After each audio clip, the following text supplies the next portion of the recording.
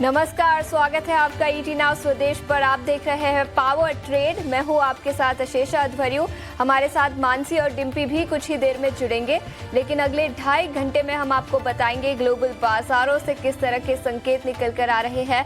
Donald Trump से कुछ फिर एक बार कमेंट्री निकल कर आई है टैरिफ वॉर फ्रंट पर, उस पर विस्तार में चर्चा करेंगे। एक करके कई सारे दिग्गज मेहमान जुड़ेंगे जो आपको आज के सत्र के लिए रणनीति, कई स्टॉक्स पर चर्चा करेंगे और इसके अलावा खबरों के दम पर, ब्रोकरेज रिपोर्ट्स के दम पर कौन से स्टॉक्स फोकस में है उस पर भी नजर डालेंगे।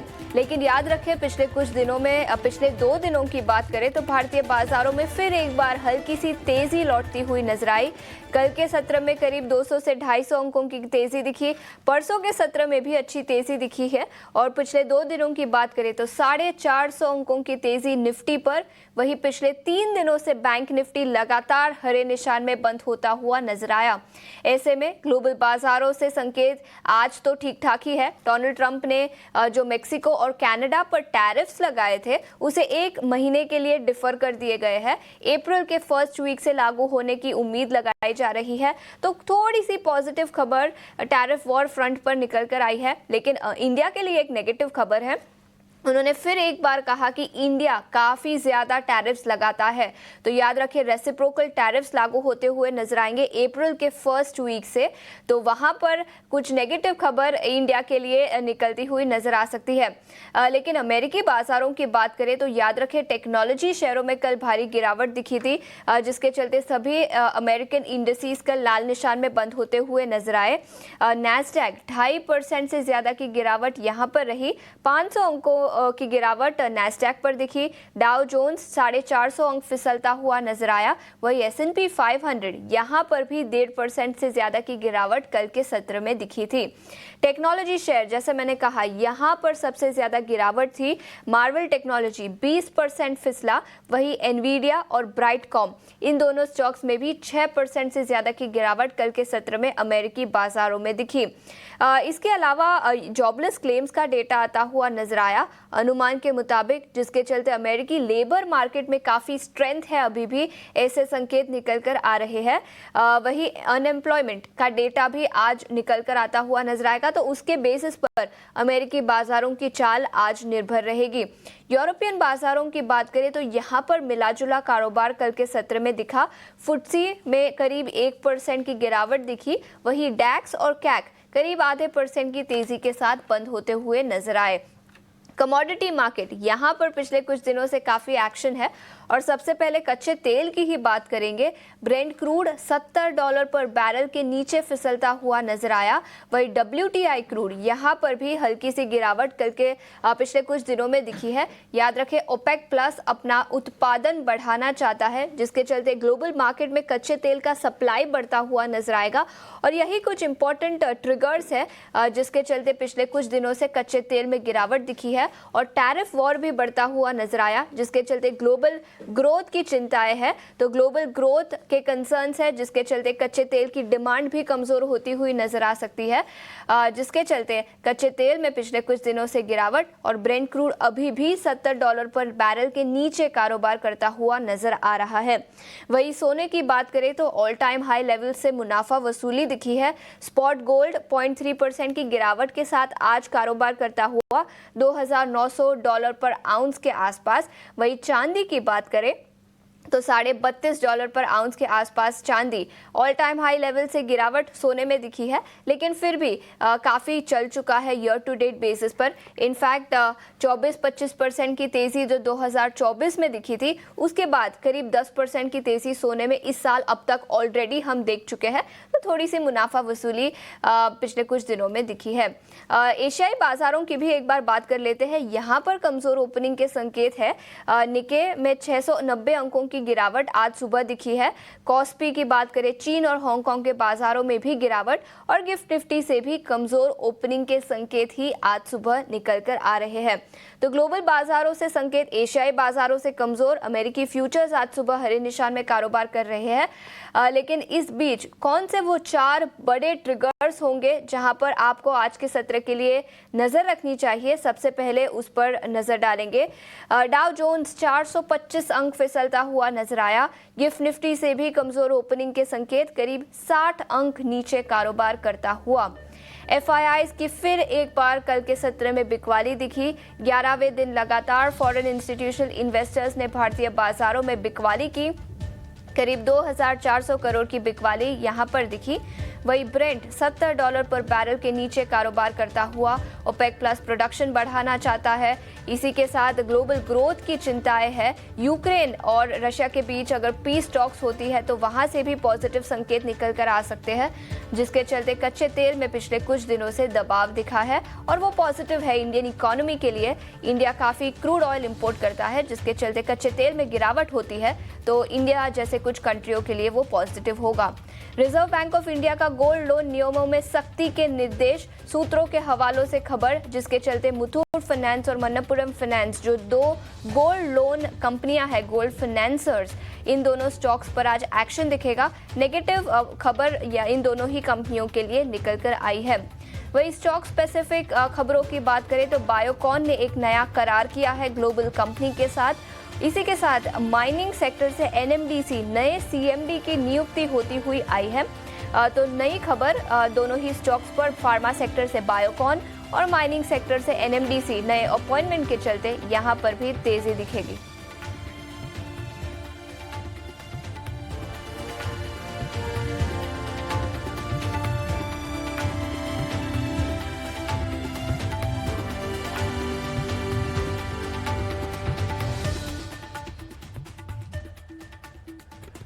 तो आज 4 विंडोज़ के साथ तो हमने बात आपके सामने रखी, लेकिन मेरे को बड़ी खुशी है, मैं आज अपने सहयोगी के साथ बैठा हूँ और आज एक ऐसे दिन के पास हूँ कि जहाँ पर वो सेलिब्रेशंस के तौर पर होता है, और वो है वुमेंस डे। 8 मार्च को सेलिब्रेशन होते हैं, कल किसी वजह से छुट्टी है मार्केट की, आपको पता ही, लेकिन आज ही मैं शेषा को और मेरी पूरी वुमेंस टीम को, जो ईटी और ईटी नाउ स्वदेश की है, उनको मैं बेस्ट विशेस देना चाहूँगा। देखो मैं तो बहुत मानता हूँ, और न केवल मानता हूँ बल्कि जानता भी हूँ, अर्धशक्ति अर्धनारी बहुत ऐसी इतिहास भरा पड़ा है, इतिहास भरा पड़ा है। और मैं बोलूँगा किसी भी मनुष्य के जो जननी है वो माता ही होती है, यानी कि वुमन ही है। वो चाहे ज्ञान की जननी, आप ज्ञान की देवी को देख लो, चाहे धन की देवी को देख लो, चाहे शक्ति की देवी को देख लो, तीनों में देवी ही है ना। कोई धन के देवता नहीं है, धन की देवी ही है। ज्ञान के देवता नहीं है, ज्ञान की देवी ही है। और भारत में पूछा भी जाता है और जाना भी जाता है, तो ये बहुत अच्छा है। और शेषा, मैं आपको वुमेंस डे की बहुत शुभकामनाएं और हमारी तरफ से बेस्ट विशेस देना चाहता हूं। और आपकी मेहनत तो खैर दिखती है, मैं तो कई बार बोलता हूं, आप बताओ ऑफ एयर कब रहते हो, या तो आप स्क्रीन पे दिखते हो या तो उस स्क्रीन पे दिखते हो, है ना। कई बार तो ऐसा होता है कि आप दोनों स्क्रीन पर एक साथ दिख रहे होते हो कुछ रिकॉर्डेड प्रोग्राम्स के जरिए। तो आपकी मेहनत बहुत अच्छी है, और मैं बोलूँगा कि पूरी ईटी नाउ स्वदेश की जो वुमेंस पावर है ना, वो बहुत ज़बरदस्त है। और आप अगर कभी न्यूज़ रूम में आएँ, हमारे न्यूज़ रूम में आएँ, कभी आप हमारे व्यूअर्स को भी मौका ऐसा लगे, कोई ऐसी व्यवस्था हो, तो आप आके देखेंगे कि आपको ऊर्जा और एनर्जी आपको फील होगी बकायदा न्यूज़ रूम के अंदर। तो इसके लिए फिर से बहुत बहुत शुभकामनाएं और वुमेंस डे की बहुत बहुत बधाई हो आपको। शुक्रिया शुक्रिया डिम्पी, और हमारे सभी विमेन व्यूअर्स को मैं भी हैप्पी वुमेन्स डे विश करना चाहूंगी। कल तो बाजार बंद रहेंगे, लेकिन एडवांस में सभी विमेन व्यूअर्स को हमारी शुभकामनाएं। Women will always be at the forefront of change. But change isn't waiting and progress isn't slowing. It's time to accelerate action because equality can't afford delays. She didn't wait. She took action. So can we. Together, we can accelerate action. The time is now.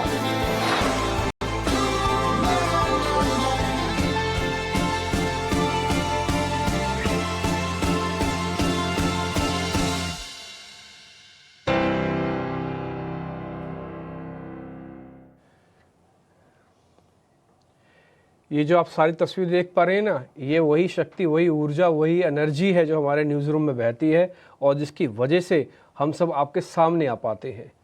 तो मैं फिर से thank you भी करना चाहूँगा और इन सब का, क्योंकि ये देखिए हम तो फिर भी कहीं ना कहीं बिजनेस और इन सब चीज़ों में उलझे रह सकते हैं, लेकिन आप सोचिए एक वुमेन का कैसा जीवन होता है। वो अपने घर को भी देखती है, अपने परिवार को भी देखती है, अपने व्यापार को भी देखती है, अपने काम को भी देखती है। हमसे 4 गुना ज़्यादा सामर्थ्य रखती हैं वो, और कई मानों में तो कई गुना ज़्यादा सामर्थ्य रखती है, और कईयों के लिए तो प्रेरणा स्रोत भी है। ऐसे मानसी भी हमारी, मानसी को हम अपने यहाँ का बिल्कुल सुपरस्टार कहते हैं, क्योंकि वो उनके पास बहुत प्रतिभा की धनी है। वो भी काफ़ी अच्छी रिसर्च करती हैं, बहुत सुंदर एंकर हैं वो, और इसके अलावा आप उनसे कोई भी काम बोल दो वो कभी आपको मना नहीं करेंगे। और आप उनको अगर रात को 10 बजे भी फ़ोन करके बोलोगे कि ये काम करना है, तो हम एक बार हो सकता मना कर दें, लेकिन मानसी कभी मना नहीं करेगी। तो इस तरह का जो एटीट्यूड होता है ना, ये भगवान के द्वारा ही बना हुआ है। मानसी, आपको भी बहुत बहुत शुभकामनाएं वुमेंस डे की। हालांकि है कल, लेकिन आज ही हम इसको मना रहे हैं, और इस मनाने की कड़ी के अंदर हमने एक बाकायदा एक स्पेशल प्रोग्रामिंग भी की है, वो है महाकुंभ। और ये महाकुंभ भले ही वहाँ ख़त्म हो गया और संगम में, प्रयाग में, लेकिन महाकुंभ अभी भी टेलीविज़न में वित्तीय महाकुंभ तो चल ही रहे हैं।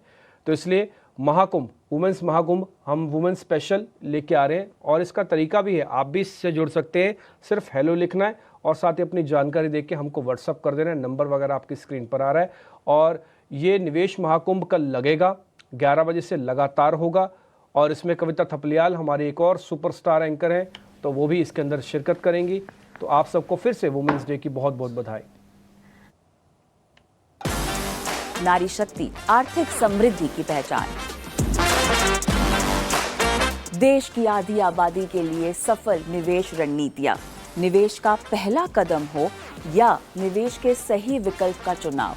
जानिए हमारे एक्सपर्ट्स की राय और पाएं वो आत्मविश्वास जिससे महिलाएं बन सकती हैं smart investor.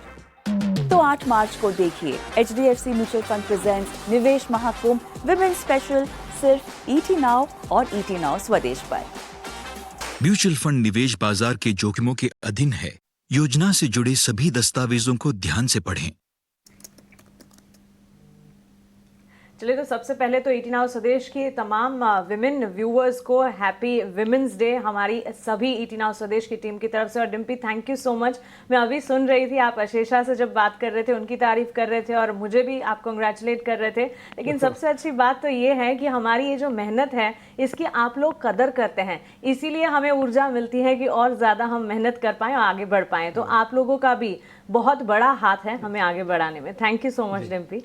And coming back to markets, जिस तरह के सिनेरियोज पैन आउट होते हुए दिख रहे हैं, कल के सत्र में हमने देखा लगातार दूसरा सेशन था जब मार्केट संभलते हुए नजर आए। आज सुबह की तस्वीर भले ही थोड़ी अलग नजर आती हो, लेकिन FIIs के आंकड़े जिस तरह के देखने को मिल रहे हैं, उम्मीद हम यही करेंगे कि कल की तेजी जो है बरकरार रहे। लेकिन on the face of it इस वक्त हम देख रहे हैं एशियाई बाजार में कमजोरी, गिफ्ट निफ्टी में बिकवाली और डिम्पी FIIs की तरफ से भी कैश मार्केट में बिकवाली है।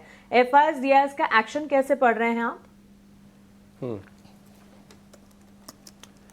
देखिए मानसी, थोड़ा तो खरीदारी हुई है उनकी, बट वो 1 से 2% है, वो टेक्निकल पुल बैक की वजह से हो रही है। मैंने एक चार्ट अपने स्क्रीन पर ड्रॉ किया, अगर प्रोड्यूसर साहब आप वो दिखा दें तो उसके बाद थोड़ा आपको आइडिया लग जाएगा कि एग्जैक्टली मैं क्या कह रहा हूँ, उसके पीछे की क्या वजह है। दूसरा पॉइंट है ये है कि अभी भी हमने कोई भी इम्पॉर्टेंट मैक्रो इवेंट में कन्वर्जन नहीं देखा। ये जो चार्ट आप देख पा रहे हैं, आप बिल्कुल लास्ट की लाइन जो डॉट डॉट वाली देखेंगे, जहाँ मैंने एक कर्सर लगाया, ये पुराने सपोर्ट्स भी हैं, आप देख रहे होंगे ये पुराने सपोर्ट्स भी हैं। और इन्हीं सपोर्ट पे एग्जैक्टली उसी 22,000 के लेवल पे आके फिर से बाजार रुका। क्या कोई मैक्रो डेवलपमेंट हुई है? क्या डोनाल्ड ट्रंप ने ऐसा कुछ बोल दिया? क्या सरकार की तरफ से कुछ ऐसा आ गया, या FIIs लौट आए, या अर्निंग्स ठीक हो गई, या वैल्यूएशंस को लेके कुछ ऐसा कुछ भी बदला नहीं है।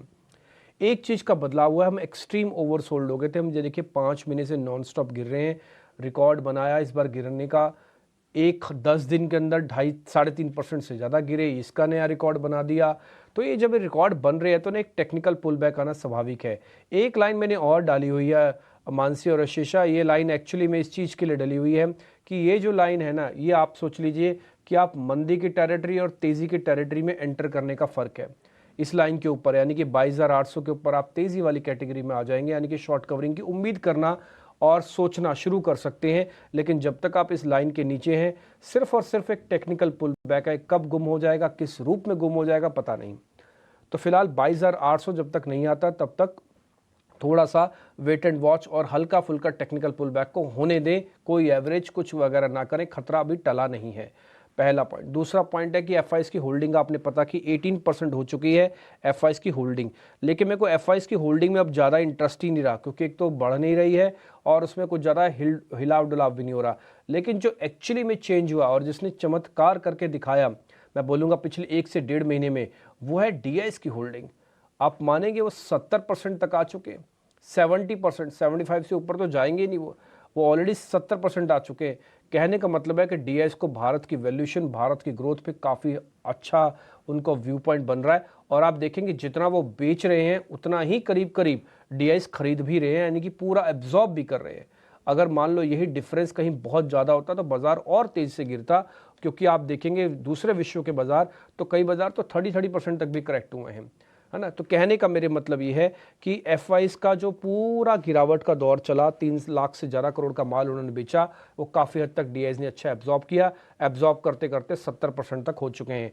ये एक अच्छा साइन है कि स्ट्रॉन्ग हैंड मार्केट में आ गया है।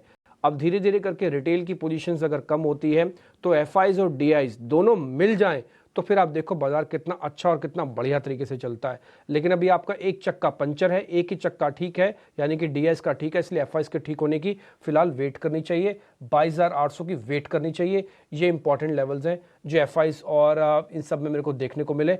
अदरवाइज ऐसा और कुछ हुआ नहीं है खास जिसकी मैं बदौलत बोल पाऊँ कि कुछ हाँ असर पड़ा है। एक पॉइंट में जरा ग्लोबल मार्केट्स को टच करके वापस निफ्टी पे आ जाऊँगा। क्रूड जब तक टिका रहेगा ना तो आपके टैरिफ की चिंता को बहुत हद तक कम कर सकता है। जो पैसा बचेगा क्रूड से वही टैरिफ में एडजस्ट हो सकता है। अगर क्रूड बढ़ जाएगा तो टैरिफ का दर्द और ज़्यादा होगा। इसलिए भगवान से प्रार्थना कीजिए, डोनाल्ड ट्रंप के भी हाथ में नहीं है खास कर एकदम से क्रूड, तो वो क्रूड भी अगर आपका सेफ रहता है ना तो आप बहुत हद तक हेज हो जाएंगे क्रूड वर्सेस टैरिफ के साथ से। ये एक पॉइंट और है जो मैं नोटिस करवाना चाह रहा था। बिल्कुल, तो एफआईआई और डीआईआई के आंकड़ों में किस तरह के बदलाव दिखे हैं होल्डिंग्स में, उस पर हमने चर्चा की। लेकिन इसके अलावा निफ्टी की बात करें तो पिछले 2 दिनों में अच्छी खासी तेज़ी, थोड़ा सा रिबाउंड तो फिर भी लो से दिखा ही है। 450 अंकों की तेज़ी पिछले 2 दिनों में दिखी है। डिम्पी, क्या ये सस्टेनेबल होगी? आज तो कमज़ोर ओपनिंग के संकेत ही निकल कर आ रहे हैं, एशियाई बाजार भी कमज़ोर ही खुले हैं, लेकिन ऐसे में निफ्टी पर किस तरह की रणनीति बनानी चाहिए? देखिए पिछले 2 दिन में हमने जो पॉइंट्स गेन किए वो करीब 400-450 पॉइंट्स का गेन था। फ्राइडे का जो लॉस था मार्केट का वो अकेले में ही 450 पॉइंट्स का था। तो इसका मतलब हम टूट रहे थे तो ज़्यादा रिग्रेसली टूट रहे थे, ज़्यादा तेज़ टूट रहे थे, पॉइंट्स में भी ज़्यादा टूट रहे थे। और पुल बैक जो कर रहे हैं वो थोड़ा स्लो कर रहे हैं और वो थोड़ा धीरे धीरे भी कर रहे हैं। वो होगा भी, स्वाभाविक सी बात है। जब इतना डर होगा, इतना पैनिक होगा, मार्केट को पहली बार टिकना होगा, कोई आपके साथ नहीं खड़ा, तो आप दबे पाँव से ही यानी कि आराम आराम से ही चलेंगे। पता नहीं खतरा कब आपको वापस से गिरा दे। तो जो आज गिफ्ट निफ्टी दिख रहा है ना, ये भले ही कमज़ोर ज़रूर है लेकिन एक कन्विक्शन को शायद ज़्यादा कमज़ोर ना कर पाए। मैं एक पॉइंट आपको बता देता हूँ कि 22,000 हमने बहुत अच्छे से बचा लिया है। अभी ऐसा लग रहा है फाइटिंग स्पिरिट्स कंफर्म हो गया है, ये मैं नहीं बोलूँगा बॉस, अभी इससे सिर्फ लग रहा है फाइटिंग स्पिरिट से कि 22,000 को बचाने की आपने प्रोसेस शुरू करी 2 दिन चला के, ठीक है। लेकिन अभी पूरी तरह से बच गया कहना मुश्किल है। एक काम आपने अच्छा कर दिया कि 22,000 से 22,500 वाली जर्नी पूरी कर ली है। इस 500 पॉइंट का कुशन अब आपके पास आ गया। मान लो मार्केट्स में नेगेटिव खबर आ गई, मान लो मार्केट्स थोड़ा कमज़ोर होता है वापस, तो आपके पास स्विंग हो गया आप करने के लिए, ठीक है ना। तो अब आपको 22,000 लाने के लिए, तोड़ने के लिए पहले 500 पॉइंट तोड़ना पड़ेगा निफ्टी को फिर से। तो एक पॉइंट हो गया कि 22,300 अब आपका पहला सपोर्ट नंबर 1 S1 जिसको कहते हैं। 22,000 आपका दूसरा S2 हो गया। ऊपर आते समय 22,700 और 22,800 ये बहुत इंपॉर्टेंट लेवल है रेजिस्टेंस के तौर पर। मैं एक लाइन आज ही बोल देता हूँ आपके सामने, और इसमें मेरे को कोई गुरेज नहीं है, मैं अपने इंटेलिजेंस और अपनी बैक टेस्टिंग से बोल रहा हूँ। 22,800 पार करना उतना आसान नहीं होगा, और अगर आपने पार कर लिया तो जो रेट आप पीछे भी छोड़ के आए हो ना 2-4 दिन पहले, ये रेट आपको वापस नहीं दिखेंगे। ये भी मैं आपके सामने बोल देता हूँ। तो 22,800 पार करना आसान नहीं है, बट एक दिन पार हो गया तो फिर जो रेट पीछे छूट के आए हैं वो शायद जल्दी जल्दी आपको मिलेंगे भी नहीं। तो इसलिए भगवान से यही प्रार्थना कीजिए तेज़ी वाले खासकर कि 22,800 न केवल हम आएँ बल्कि उसको पार भी करें, क्योंकि आना बड़ी बात नहीं, आ सकते हो आप, लेकिन पार करना बड़ी बात है। तो इसलिए ये बहुत एक बारीक सी लाइन है जो मैंने आपके सामने रखी है। टिल जब तक 22,800 नहीं आता आपको कोई जल्दबाजी नहीं करनी, no aggression, no depression, buy right and sit tight, no averaging, no accumulation, nothing, कुछ नहीं करना। जो है सिर्फ उसी को बचा के रखो। ये छोटे मोटा स्विंग्स मार्केट्स के अंदर होते रहेंगे।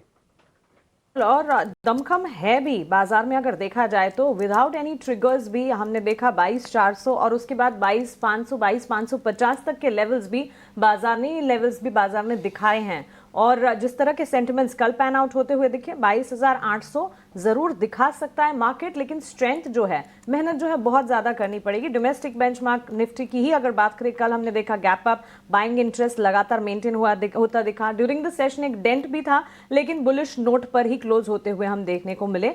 और एक बेरिश गैप जो था पर्टिकुलरली 22,450 से 22,500 का, उस गैप को एक तरह से बाजार ने क्रॉस किया और उसके बाद सस्टेन करने की भी कोशिश की, जो कि अपने आप में एक बड़ी बात है। सो बैंक निफ्टी 22,800 के लेवल को वॉच आउट जरूर करना पड़ेगा। 22,800 को अगर पार करता है तो फिर पीछे मुड़ के बिल्कुल नहीं देखेगा।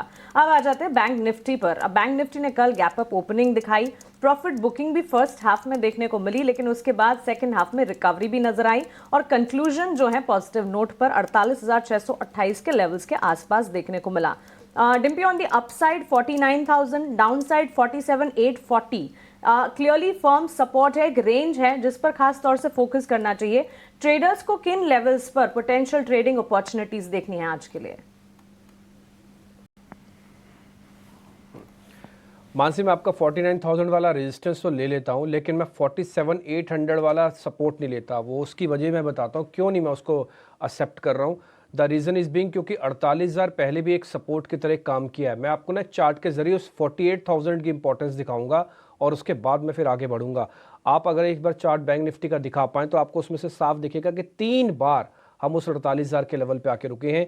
ये वो लेवल्स हैं, मैंने लास्ट टाइम भी आपको बताए थे। 14 जैन के आसपास रुके थे, फिर 27 जैन के आसपास रुके हुए हैं, और अब की बार हमने जो बेस बनाया था वो करीब करीब 4-3 मार्च के आसपास का था।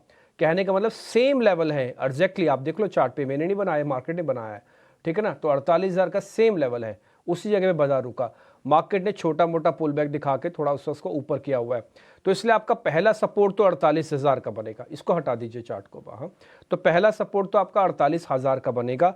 हाँ, क्योंकि 48,000 और 48,600 तक आप आए हुए हो, तो आपके पास एक बीच का मीडियन भी है जिसको हम 48,300 कहते हैं। तो हमने क्या किया कि फर्स्ट S1 वहीं लगा दिया इस मीडियन का, और दूसरा सपोर्ट बना दिया 48,000 का। ये सपोर्ट ऊपर लिखे 48,300 वेरी इमीडिएट, जो आज हो सकता है टेस्ट भी हो जाए।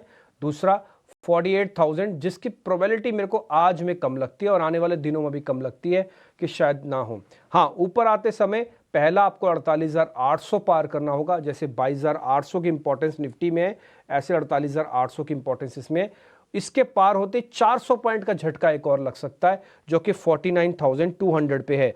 ये 49,200 मैंने ऐसे नहीं लिखा, ये एक्चुअली में 220 दिन की एवरेज है, डेली मूविंग एवरेज है 20 दिन की। इससे पहले 5 दिन और 10 दिन की एवरेज निफ्टी और बैंक निफ्टी दोनों ने ठीक कर ली है, लेकिन 20 दिन की एवरेज को पार करने के लिए हिम्मत लगेगी, क्योंकि पिछले 20 दिन में आप जोर से टूटे हैं, एवरेजेस ऊपर छूट गई, आप ज़्यादा नीचे आ गए। तो 5 और 10 दिन तो जल्दी जल्दी हो गया कैप्चर, बट 20 डेज को कैप्चर करने के लिए थोड़ा और चलना पड़ेगा मार्केट को। तो इसलिए कम से कम 22,800 और कम से कम 49,200 एक बार आएगा तो आप बैंक निफ्टी में भी राहत की सांस लेंगे कि अब हम उस खतरे वाले या उस दलदली प्लेटफॉर्म पे नहीं है कि जहां पे हम कभी भी धंस सकते हैं। कम से कम आपका पांव कुछ बेस वाली जगह पर आ जाएगा। जब तक नहीं आता तब तक आप अभी भी no aggression, no depression, buy right and sit tight, no accumulation, और जो बना रखा है, जो लिया हुआ है, सिर्फ उसी को बचाने की कोशिश करें। तो ये बैंक निफ्टी का लेवल है। निफ्टी बैंक में कोई ऑप्शंस का ट्रेड करना है, उसके कब ट्रेड कम हो गए हैं। आप चाहें तो लंबी अवधि यानी कि मंथली एक्सपायरीज वाली कॉल्स ही अवेलेबल है, वहाँ पे आप थोड़ा बहुत चेक करना चाहें तो कर सकते हैं। हाँ, निफ्टी में आपको स्विंग ट्रेड मिलेंगे तो उसका वीकली का ऑप्शंस भी फ़ायदा उठा सकते हैं। मैंने आज ही चेक किया, 22,800 की कॉल में कल बाइंग हुई है और पुट टूटी है, तो इसका मतलब ये है कि 22,800 तक आने की प्रोबेबिलिटी हाई बनती है। कॉल्स का एकोमुलेशन काफ़ी अच्छा था 13 मार्च वाली में, ठीक है। तो इस सारे पॉइंट्स मैंने आपके सामने रख दिए। एक F&O बैन में एक शेयर है जिसका नाम है मनापुरम, वो F&O बैन में है। मैं एक काम आपको और कर देता हूँ, जरा एक ऑप्शंस का ट्रेड, वो माफ़ कीजिए पीसीआर का भी बता देता हूँ लेवल्स। देखो निफ्टी ने पिछले 2 दिन से चलने से पुट कॉल रेशो को ठीक कर लिया। अब ये बियर वाली जगह से थोड़ी बुल्स वाली जगह पर आई है, एक के ऊपर आ गई है ना, 1.14 आ चुका है। 1.150 पे आके ना ये थोड़ा महंगा भी हो जाएगा, फिर शॉर्ट कवरिंग रुक जाएगी। तो इसलिए जब तक पुट कॉल रेशो, इसको ध्यान से सुनना और लगा के भी रखना अपनी स्क्रीन पर, 1.5 होते होते तक बैंक निफ्टी को कम से कम 300 पॉइंट और गेन कर लेने हैं ताकि वो 22,800 को दिखा दे। फिर पुट कॉल रेशो और लेवल्स दोनों सिंक हो जाएंगे, ब्रेकआउट होगा तो ठीक, नहीं तो फिर वहां से दबाव वापस बनेगा। तो 22,800 और इसका 1.50, ये दोनों ध्यान रखना, एक दोनों के साथ सिंक होने चाहिए। जो भी पहले आ जाएगा बाजार उसको रोकना शुरू कर देगा, या तो ये 1.5 पहले आके रोकेगा निफ्टी का, नहीं तो फिर 22,800 आके रोकेगा। ठीक है, तो ये पॉइंट्स आप थोड़ा ध्यान रखना और थोड़ा परिचय दीजिए शांति का, धैर्य का, और भगवान ने चाहा तो सब कुछ ठीक होगा ही होगा। और बैंक निफ्टी अभी भी 1 के आसपास चल रहा है, तो इसमें कोई खास बड़ी दिक्कत है नहीं। तो ये कुछ इंपॉर्टेंट लेवल्स, कैसे ट्रेड करना है, क्या सोचना है, क्या रणनीति है, क्या डेरिवेटिव्स का डाटा है, ये सब मैंने आपके सामने रख दिया। किरण जानी हमारे आज के मेहमान हमारे साथ जुड़ चुके हैं। किरण सर नमस्ते, थैंक यू वेरी मच समय देने के लिए। एक बार जरा आपका टेक निफ्टी और बैंक निफ्टी पे। ये हफ्ता काफ़ी हद तक कंसोलिडेशन का हफ्ता मैं मानूंगा। मेरे को इस तेज़ी से कुछ ज़्यादा इंप्रेस तो नहीं हूँ क्योंकि हमने लेवल्स अचीव नहीं किए अभी भी, बट फिर भी अच्छा फाइटिंग स्पिरिट मार्केट के निकल के आई है। एक बार आपका take sir Nifty Bank Nifty पे, फिर बाद में शेयर्स बताइएगा। Very good morning everyone. So overall जिस तरह से आपने डिस्कशन किया उसी तरह से इस लाइन पे है कि आने वाला हफ्ता एक कंसोलिडेशन का हो सकता है। अगर आप निफ्टी का लोअर टाइम फ्रेम देखोगे जहाँ पे आवल है तो 30 मिनट्स, तो वहां पे क्लियर कट एक राउंडिंग बॉटम पैटर्न बना हुआ है। अब 22,500 22,400 एक क्लस्टर सपोर्ट बन चुका है। कोई भी गिरावट आती है तो हमें लॉन्ग करना चाहिए। कल भी जैसे हमने डिस्कशन किया था कि 22,200 22,300 क्लस्टर सपोर्ट है, वहां पे कोई भी गिरावट आए लॉन्ग करना चाहिए। कल के सत्र में हमने देखा 250 245 के आसपास स्पॉट निफ्टी ने लो बनाया और वहां से एक अच्छी रिकवरी आई और 22,500 के ऊपर हम क्लोज हुए। तो अगेन आज की कोई भी गिरावट आती है 22,500 22,400 के बीच में आपको लॉन्ग करना है। जो स्टॉप लॉस हमने दिया था कल के सत्र में 22,100 का, उसको ट्रेल करके अब हम 22,200 ले आएंगे। और जो हमारा और डिम्पी जी का टारगेट है 22,800 तक ये रैली सस्टेन होनी चाहिए। और जैसे ही 22,800 के ऊपर सस्टेन होगा मार्केट, उसके बाद एक फ्रेश रैली की स्टार्ट भी हो सकती है।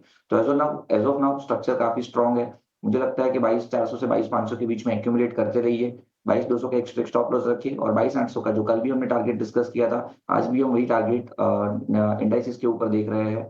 बैंक निफ्टी के लिए बात करें तो बैंक निफ्टी लगातार 2 दिन से काफी स्ट्रॉन्ग था। कल कंपैरेटिव टू द निफ्टी इतना स्ट्रॉन्ग नहीं था, बट हालांकि फिर भी उसने 48,500 का लेवल संभाल के रखा है। यहाँ पे भी कोई भी गिरावट आती है 48,500 से 48,400 के बीच में लॉन्ग करना चाहिए। 48,200 का एक स्ट्रिक्ट स्टॉप लॉस मेंटेन कीजिए। ऊपर में जैसे ही 48,600 700 का लेवल क्रॉस होता है तो वहां से एक शॉर्ट कवरिंग एक्सपेक्टेड है, जहां पे हम 49,000 प्लस के भी टारगेट देख सकते हैं। तो दोनों इंडाइसिस में बाय ऑन डिप्स की ही सलाह रहेगी। और आने वाले समय में जो प्रीवियस रेजिस्टेंस निफ्टी में वापस रिपीट करूँ तो 22,800 और बैंक निफ्टी में 49,300 से 49,500 का क्लस्टर जो सपोर्ट था वो अभी रेजिस्टेंस का काम करेगा और वहां तक इंडाइसिस में एक रैली बन सकती है। आयन डिप्स की सलाह इंडेक्स लेवल पर। किरण सर गुड मॉर्निंग, अशेषा बात कर रही हूँ। बताया आपके मॉर्निंग कॉल्स आज कौन से होंगे? सो मॉर्निंग कॉल्स में एक कॉल तो हम रिपीट करना चाहते हैं, वो है एसआरएफ का कॉल। एसआरएफ हमने 2 दिन पहले भी डिस्कस किया था 2800 के आसपास। वहां से हमने देखा कि एक उछाल इसमें आया, 2900 तक गया, सस्टेन नहीं हुआ। वापस लगातार 2 दिन से हम देख रहे हैं कि साइडवेज रेंज के अंदर है, 2850 के आसपास चल रहा है। मोमेंटम इंडिकेटर बुलिश जोन में है। क्लियर कट एक rounding bottom pattern, consolidation pattern जिसको गिना जाएगा एक बुलिश रन के बाद। तो यहाँ से अगर कोई भी ब्रेकआउट आता है तो एक अच्छी खासी रैली प्रीवियस ट्रेंड को रिज्यूम कर सकता है। तो काफी एक स्ट्रॉन्ग रैली एक्सपेक्टेड है एसआरएफ के अंदर। 2850 के आसपास की क्लोजिंग थी, हम लॉन्ग करके जाएंगे। शॉर्ट टर्म में हम 2900 और अगर कोई पोजिशनली भी लॉन्ग करना चाहते हैं तो 3,000 प्लस तक के टारगेट हमें लग रहा है कि एसआरएफ में आ सकते हैं। तो current market price definitely long करना चाहिए 2824 के स्टॉप लॉस के साथ। तो एसआरएफ हमारा पहला कॉल रहेगा। दूसरा कॉल जो है वो पावर या तो एनर्जी सेक्टर में से Tata power.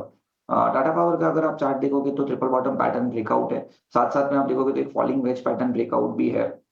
High beta stock है तो चांसेस है कि सुबह के गैप डाउन ओपनिंग में हमें 350 तक के लेवल मिल सकते हैं। तो 350 345 कोई भी लेवल आपको मिले टाटा पावर में तो आप लॉन्ग कीजिए।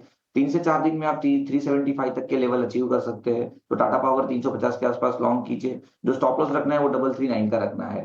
वापस सिर्फ एक बार मैं एक चीज रिपीट करना चाहता हूँ कि मार्केट में रिस्क रिवॉर्ड रेशियो काफी फेवरेबल है। सो आप जस्ट एक इंट्राडे पॉइंट ऑफ व्यू नहीं, लेकिन यहाँ से 3 से 4 दिन का या तो ये मार्च महीने का होराइजन रखे, आपको अच्छे रिटर्न्स मिल सकते हैं। रिवॉर्ड मार्केट का फेवरेबल 3 से 4 दिन का होराइजन, अच्छे रिटर्न्स मिलने की पूरी उम्मीद इस बाजार में। इंडेक्स पर किरण जी की स्ट्रैटेजी हमने जानी, 22,800 के टारगेट या 22,800 के लेवल पर उनकी भी मोहर लगी है। और साथ ही स्टॉक स्पेसिफिक इस वक्त 2 कॉल्स, SRF और साथ ही Tata power. Target stop loss जो पूरी की पूरी स्ट्रैटेजी आपके स्क्रीन पर आप देख रहे हैं। SRF में 2,900 के लक्ष्य को ध्यान में रखना होगा, 2,824 का स्टॉप लॉस लगाते हुए खरीदारी के मौके बनेंगे। वहीं टाटा पावर कल के सत्र में हमने देखा था ऑलमोस्ट 0.5% to 1% गेन्स के साथ ही क्लोज हुआ। 354 के लेवल्स पर 375 तक के लक्ष्य यहां पर देखने को मिल सकते हैं। 339 का स्टॉप लॉस मेंटेन कीजिएगा। तो बाजार खुलने से पहले इस वक्त 2 कॉल्स और इंडेक्स पर स्ट्रैटेजी हमारे एक्सपर्ट की तरफ से। लेकिन चलिए अब आगे बढ़ते हैं और अब बात करते हैं उन खबरों की जो कि कल बाजार बंद होने के बाद एक्सचेंजेस पर आई, पोर्टल्स पर आई। आपके लिए जानना जरूरी है क्योंकि आज बाजार खुलने के बाद उन सारे के सारे शेयरों में, उन सारे स्क्रिप्ट्स में इंपैक्ट आता हुआ दिखेगा। खबरों वाले शेयर्स लेकर हमारे सहयोगी अंश भिलवार हमारे साथ जुड़ गए हैं। अंश, बताइए कौन सी खबरें हैं? बिल्कुल, तो सबसे पहले शुरुआत हम गोल्ड लोन कंपनी से करेंगे। सोर्सेज के अनुसार जो कंपनीज गोल्ड लोन देती है उनसे आरबीआई गोल्ड लोन प्रोसेस को स्ट्रिक्ट करने की मांग करने वाली है। आरबीआई चाहती है कि ये जो कंपनीज है वो एक स्टैंडर्ड प्रोटोकॉल फॉलो करें। इसके अलावा बजाज फिनसर्व भी फोकस में रहेगा क्योंकि कंपनी ने अपने बिजनेस अपडेट शेयर किए फरवरी के लिए। और यहाँ हम देख रहे हैं कि Bajaj aliens general insurance company की बात करें तो यहाँ पे ग्रॉस डायरेक्ट प्रीमियम जो अंडर रिटर्न होता है वो कुछ 1,219 करोड़ का बताया गया है। तो Bajaj aliens life insurance company का देखें तो यहाँ पे टोटल प्रीमियम जो है वो 1,080 करोड़ का रिकॉर्ड किया गया है फेब महीने के लिए। इसके अलावा कल्पतरु प्रोजेक्ट भी फोकस में रहेगा। कंपनी ने अपनी जो इंटरनेशनल सब्सिडरी है वहां से उनको एक ऑर्डर मिला है कुछ 2,300 करोड़ का, जिसके चलते यहाँ पे एक पॉजिटिविटी नजर आ सकती है। ब्रिगेड एंटरप्राइज भी फोकस में है क्योंकि कंपनी ने ब्रिगेड LTS लॉन्च किया है चेन्नई में। ये एक रेजिडेंशियल प्रोजेक्ट है जिसकी रेवेन्यू पोटेंशियल देखे तो यहाँ पे 1,700 करोड़ का बताया गया है। BEL भी फोकस में है क्योंकि कंपनी को ऑर्डर मिला है करीबन 577 करोड़ का। ये जो ऑर्डर है ये mainly airborne electronic warfare product, advance composite communication और डॉपलर वेदर रेडार जैसे चीज़ों के लिए मिला गया है। इसके अलावा आइरिस लाइफ साइंस भी फोकस में है क्योंकि कंपनी ने अपनी जो होल्डिंग होती है वो अपनी होली ओन सब्सिडरी में वापस ट्रांसफर कर दी है, जिसके चलते हम यहाँ पे देख रहे हैं जो टोटल कंसिडरेशन है ये कुछ 869 करोड़ का बताया गया है। 861 करोड़ का बताया गया है। इसके अलावा जिंदाल स्टेनलेस भी फोकस में रहेगा क्योंकि कंपनी ने अपना जो पूरा स्टेक होता है कुछ 26% का था जिंदाल कोक में, उसे वापस दे दिया है बायबैक के ऑफर में। और इसके चलते हम यहाँ देख रहे हैं कि कंपनी को लगभग 194 करोड़ मिल गया है। आखिर में बायोकॉन की भी बात करेंगे क्योंकि हम यहाँ देख रहे हैं कि कंपनी की जो एक सब्सिडरी है बायोकॉन बायोलॉजिक्स वो और सीवीसा इनकॉर्पोरेशन ने एक कोलैबोरेशन किया है, जिसके चलते हम यहाँ देख रहे हैं कि इनका जो फोकस है जो इंसुलिन है एस्पार्ट उससे यूनाइटेड स्टेट्स में ज़्यादा फैलाया जाए, ज़्यादा एक्सेस किया जाए, इसके लिए कोलैबोरेशन किया गया है। तो ये कुछ खबर है जो आज फोकस में रह सकते हैं। बिल्कुल अंश, शुक्रिया आपका हमारे साथ जुड़ने के लिए और ये सारी की सारी खबरें जो है हमारे बीच रखने के लिए। तो ढेर सारी खबरें हैं जिसमें हम देख रहे हैं ब्रिगेड एंटरप्राइजेज यानी कि real estate space, finance space, Bajaj Finserv, Kalpataru projects, BEL, ये सारे के सारे स्टॉक शामिल हैं। और गोल्ड फाइनेंसिंग कंपनीज पर भी आज के सत्र में फोकस रहने वाला है। किरण जी, गोल्ड फाइनेंस के लिए आरबीआई ने कंपनियों को गोल्ड लोन नियम में सख्ती के निर्देश दिए हैं। एजेंसी से के हवाले से खबर आई है कल ही की अगर बात करें मुथूट फाइनेंस, मन्नापुरम फाइनेंस में हमने गेंस के साथ क्लोजिंग देखी, करीब 2.5 से 3% की मजबूती इन स्टॉक्स में नजर आई है। खबर तो है लेकिन टेक्निकली गोल्ड फाइनेंसिंग काउंटर्स पर आपका टेक क्या होगा? सो ओवरऑल अगर गोल्ड फाइनेंसिंग कंपनी के बारे में हम डिस्कस करें तो काफी स्ट्रॉन्ग रनअप हमने ऑलरेडी देख लिया है। अगर मैं मुथूट फाइनेंस की बात करूं तो नवंबर महीने से अब तक जहां मार्केट के अंदर हम देख रहे हैं कि स्क्रिप्ट स्टॉक्स वाइज यहाँ पे 10 से 15% या तो मिड कैप स्मॉल कैप पे आप देखोगे तो 35 से 40% का करेक्शन है। वहां पे मुथूट फाइनेंस 1700 से लेके आप देखोगे तो 2300 का एक टॉप बना के आया है। सो कहीं ना कहीं आउट परफॉर्मर कैंडिडेट या तो ये सेक्टर है। अब करंट मार्केट प्राइस पे आप देखोगे तो मुथूट की बात वापस हम करें तो 2300 से एक करेक्शन हमने देखा, 2100 के आसपास एक सपोर्ट लिया है। कल के सत्र में न्यूज के बाद हमने देखा कि स्टॉक एक पॉजिटिव टेरिटरी के अंदर ही क्लोज हुआ है। जिस तरह से मोमेंटम इंडिकेटर में हम बुलिश डाइवर्जेंस देख रहे हैं, जब तक 2100 का लेवल ब्रेक नहीं होता है कोई भी डिप आता है मुथूट में हमें लॉन्ग करके जाना चाहिए। 2100 के नीचे अगर जाए तो थोड़ा कॉशियस या तो आपको प्रॉफिट बुकिंग करना रहेगा। अगर 2100 नहीं ब्रेक होता है तो देयर आर चांसेस कि हम वापस मुथूट के अंदर ऊपर में 2250 2300 तक की एक रैली देख सकते हैं। सिमिलरली अगर आप मन्नापुरम फाइनेंस की बात करें तो वहां पे भी एक सेम चार्ट पैटर्न ही हमें देखने को मिल रहा है। हमने देखा था कि जो रैली 150 से स्टार्ट हुई थी अभी 200 के आसपास स्टॉक ट्रेड कर रहा है। एक कप एंड हैंडल या तो inverted head and shoulder pattern हमें देखने को मिल रहा है। तो यहाँ पे भी जब तक 197 का लेवल ब्रेक नहीं होता है या 194 का लेवल ब्रेक नहीं होता है तब तक बाय ऑन डिप्स की स्ट्रेटेजी मन्नापुरम में भी रहेगी। और अगर 194 ब्रेक नहीं होता है तो ऊपर में 215 220 तक हम जा सकते हैं। तो 194 मन्नापुरम के लिए एंड 2100 मुथूट फाइनेंस के लिए एक स्ट्रिक्ट स्टॉप लॉस के साथ हमें होल्ड रखना चाहिए। स्टॉप लॉसेस मेंटेन कीजिएगा और साथ ही टारगेट के साथ साथ स्ट्रैटेजी दोनों ही gold financing counters Manappuram finance और मुथूट फाइनेंस के लिए आपको दे दी गई है। इस बीच गिफ्ट निफ्टी के इम्प्लाइड ओपन पर भी नजर होनी चाहिए, जहां हम देख रहे थे 60-70 अंकों की कमजोरी थी। इस वक्त गिफ्ट निफ्टी इम्प्लाइड ओपन है, ऑलमोस्ट 37 to 40 पॉइंट्स के डाउन ट्रेंड्स नजर आ रहे हैं। लेकिन कल ही के सत्र की अगर बात करें, एनएससी निफ्टी की अगर बात करें, क्लियरली हमने देखा during the entire session up moves जो है वो जारी रहे, पॉजिटिव स्टैंड्स जो है बिल्कुल बरकरार रहे, बेंचमार्क्स हो या फिर ब्रॉडर मार्केट्स हो, अच्छा खासा एक्शन था। और जो 13 मेजर इंडिसेस हैं, सेक्टोरल इंडिसेस हैं, वो मजबूती का रुझान दिखा रहे थे, जिसमें सबसे आगे मेटल स्पेस खड़ा था। उसके ठीक साथ साथ इंफॉर्मेशन टेक्नोलॉजी, आईटी सेक्टर और साथ ही ऑटोमोबाइल स्पेस था, जो कि रैली को काफी हद तक लीड कर रहा था। किरण जी, इन सभी के साथ साथ बैंक्स एंड फाइनेंशियल्स पर भी फोकस रहा, बिकॉज आरबीआई की तरफ से जो लिक्विडिटी इन्फ्यूजन की खबरें आती हुई दिखी, उसी के चलते बाजार खुलने से ठीक पहले ही हम बात कर रहे थे कि बैंक्स फाइनेंशियल्स पर इंपैक्ट दिखेगा, जो कि नजर भी आया। अब आज ही के सत्र की अगर बात करें, छोटे मझौले बैंक्स हो गए, फाइनेंशियल्स हो गए, लार्जर बैंक्स हो गए और बजाज फिनसर्व जैसे काउंटर्स भी हैं। बजाज आलियांज का फरवरी में ग्रॉस प्रीमियम जो उसका डेटा आया है, क्या राय होगी छोटे मझौले, लार्जर बैंक्स, प्लेयर्स और साथ ही फाइनेंशियल्स को भी इसमें इंक्लूड कीजिएगा? तो जो एनबीएफसी काउंटर है वहां पे हम देख रहे हैं कि ऑलरेडी एक अच्छे खासे रनअप आ चुके हैं। तो देयर आर चांसेस कि हम थोड़ा स्टॉक साइडवेज हो सकते हैं। मैं पर्टिकुलरली बजाज फाइनेंस की बात करूं तो यहाँ पे भी हमने देखा कि जो 6800 से रैली स्टार्ट हुई वन साइड, ऊपर में कहीं ना कहीं 86-8700 से स्टॉक रिट्रेस हुआ है। अब जब तक ये 8200 का लेवल ब्रेक नहीं होता तब तक बाय ऑन डिप्स की स्ट्रेटेजी डेफिनेटली हमें बजाज फाइनेंस के ऊपर कंटिन्यू करनी है। बजाज फिनसर्व की अगर हम बात करें तो बजाज फिनसर्व में भी सिमिलर पैटर्न बना हुआ है।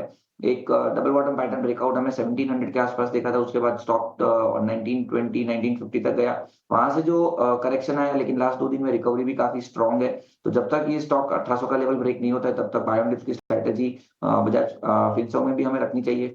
एक और स्टॉक जो हमें अच्छा लग रहा है फाइनेंस काउंटर में वो है Shriram finance. Shriram finance out performer stock है, एक फॉलिंग चैनल या तो फॉलिंग ट्रेंड लाइन ब्रेकआउट है, 200 दिन की मूविंग एवरेज को क्रॉस करके 580 से स्टॉक वन साइड 650 तक जा चुका है। इसमें भी कोई भी डिप आया तो हमें डेफिनेटली यहाँ पे लॉन्ग करना चाहिए। तो अगर किसी को फ्रेश खरीदारी करनी है तो श्रीराम फाइनेंस में कोई भी डिप आता है 630 620 तो उसके बीच में बाई कीजिए 600 रुपए के स्टॉप लॉस के साथ। एंड लास्ट जो स्टॉक हमें अच्छा लग रहा है वो है चोलामंडल फाइनेंस। इसमें भी हमने डिस्कशन किया था, जिस तरह से 1400 के आसपास से ब्रेकआउट देखने को मिला था। तो जब तक नीचे में 1400 का लेवल ब्रेक नहीं होता है वहां तक हमें बाय ऑन डिप्स की ही स्ट्रेटेजी रखनी चाहिए, जिसका क्लोजिंग हम देख रहे हैं कि 1450 1460 के बीच में। तो कोई भी डिप यहाँ पे आता है 1400 का स्टॉप लॉस रखिए और हम काफी बुलिश है चोलामंडलम फाइनेंस में। ऊपर में 1600 तक के टारगेट्स भी आप देख सकते हो।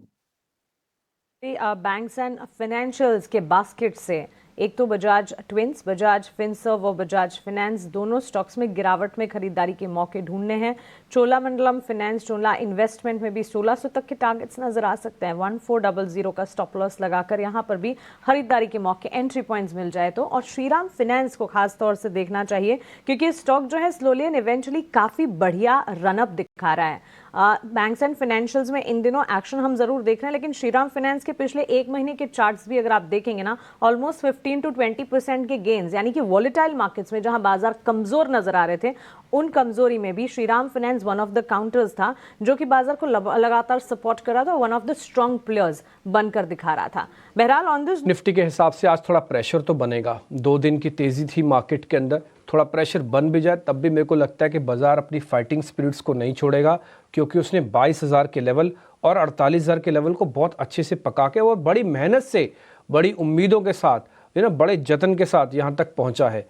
तो इसलिए अगर सारी चीज़ें चल भी रही हैं तो भी चल रही हैं। अच्छा, एक और बात, घरेलू जो मैटर्स चल रहा है और साथ ही जो यूएस का टैरिफ चल रहा है ना, इस पे हमने कई एक्सपर्ट से बातचीत कर रहे हैं और कईयों का तो व्यू पॉइंट हम आपके सामने बैक टू बैक रखवा भी रहे हैं। इसी मुद्दे पर रेसिप्रोकल टैरिफ का असर कितना होगा, साथ ही इंपोर्ट्स के लिए कितनी बड़ी चिंता का विषय है भारत के साथ में ये बना हुआ। फेडरेशन ऑफ इंडियन एक्सपोर्ट्स के डायरेक्टर अजय सहाय से भी हमने पूछा, तो जो उन्होंने बात रखी ना बड़ी इंपॉर्टेंट थी। आपको भी मैं सुनाता हूँ वो क्या कह रहे थे, जरा सुनाइए बात। जो भी स्टेटमेंट्स है उसका इम्पैक्ट जरूर पड़ता है ट्रेड पे। अनसर्टेनिटी ज़्यादा होने से ट्रेड इम्पैक्ट होता है।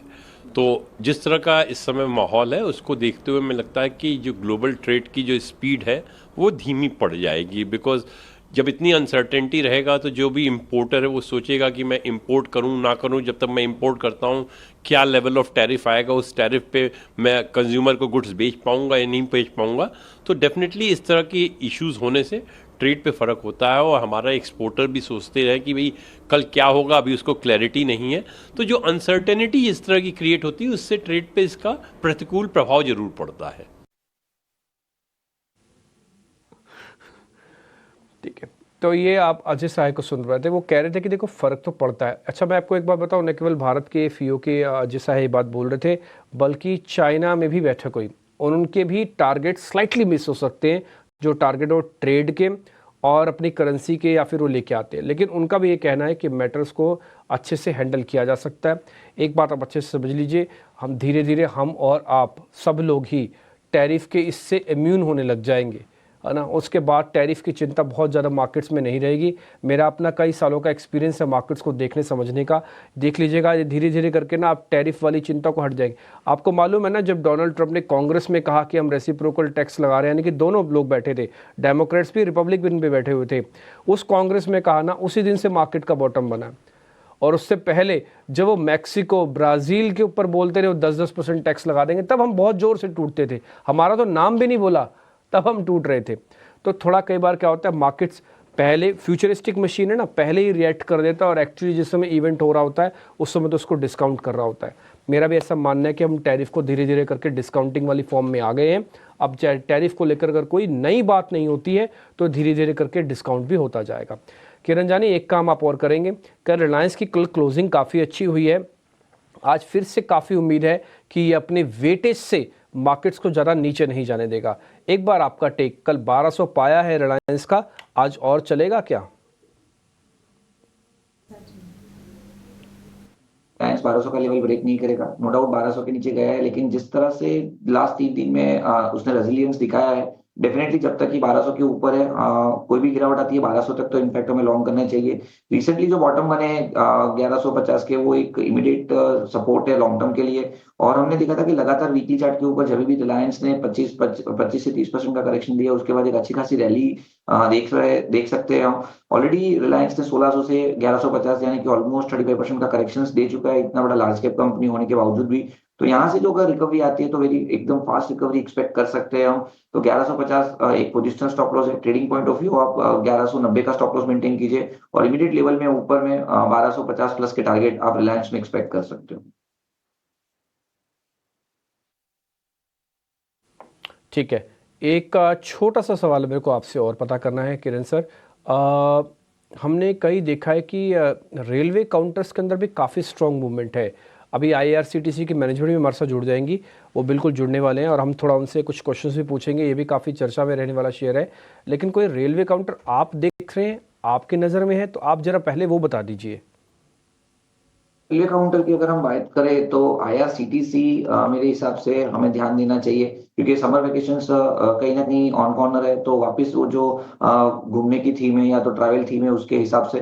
दूसरा 700 का एक काफी इंपॉर्टेंट लेवल है। लास्ट टाइम हमने देखा था कि 700 से लेकर 650 के बीच में multiple inverted head and shoulder pattern थे, उसके बाद स्टॉक में 1100 तक की एक रैली आई थी, तो वापस उसी जंक्चर के अंदर स्टॉक अवेलेबल है। तो मुझे लग रहा है कि IRCTC हमें लॉन्ग करना चाहिए 650 या 680 के एक पोजिशनल स्टॉप लॉस के साथ। एक फॉलिंग वेज पैटर्न ब्रेकआउट भी हमें देखने को मिल रहा है, तो कहीं ना कहीं ऊपर में वापस ये 800-850 तक जा सकता है। तो IRCTC हमारा प्रेफर्ड पिक रहेगा at current market price. Stop loss हमें 650 का मेंटेन करना है और ऊपर में 800 प्लस के टारगेट आप 1 से 2 महीने में एक्सपेक्ट कर सकते हैं।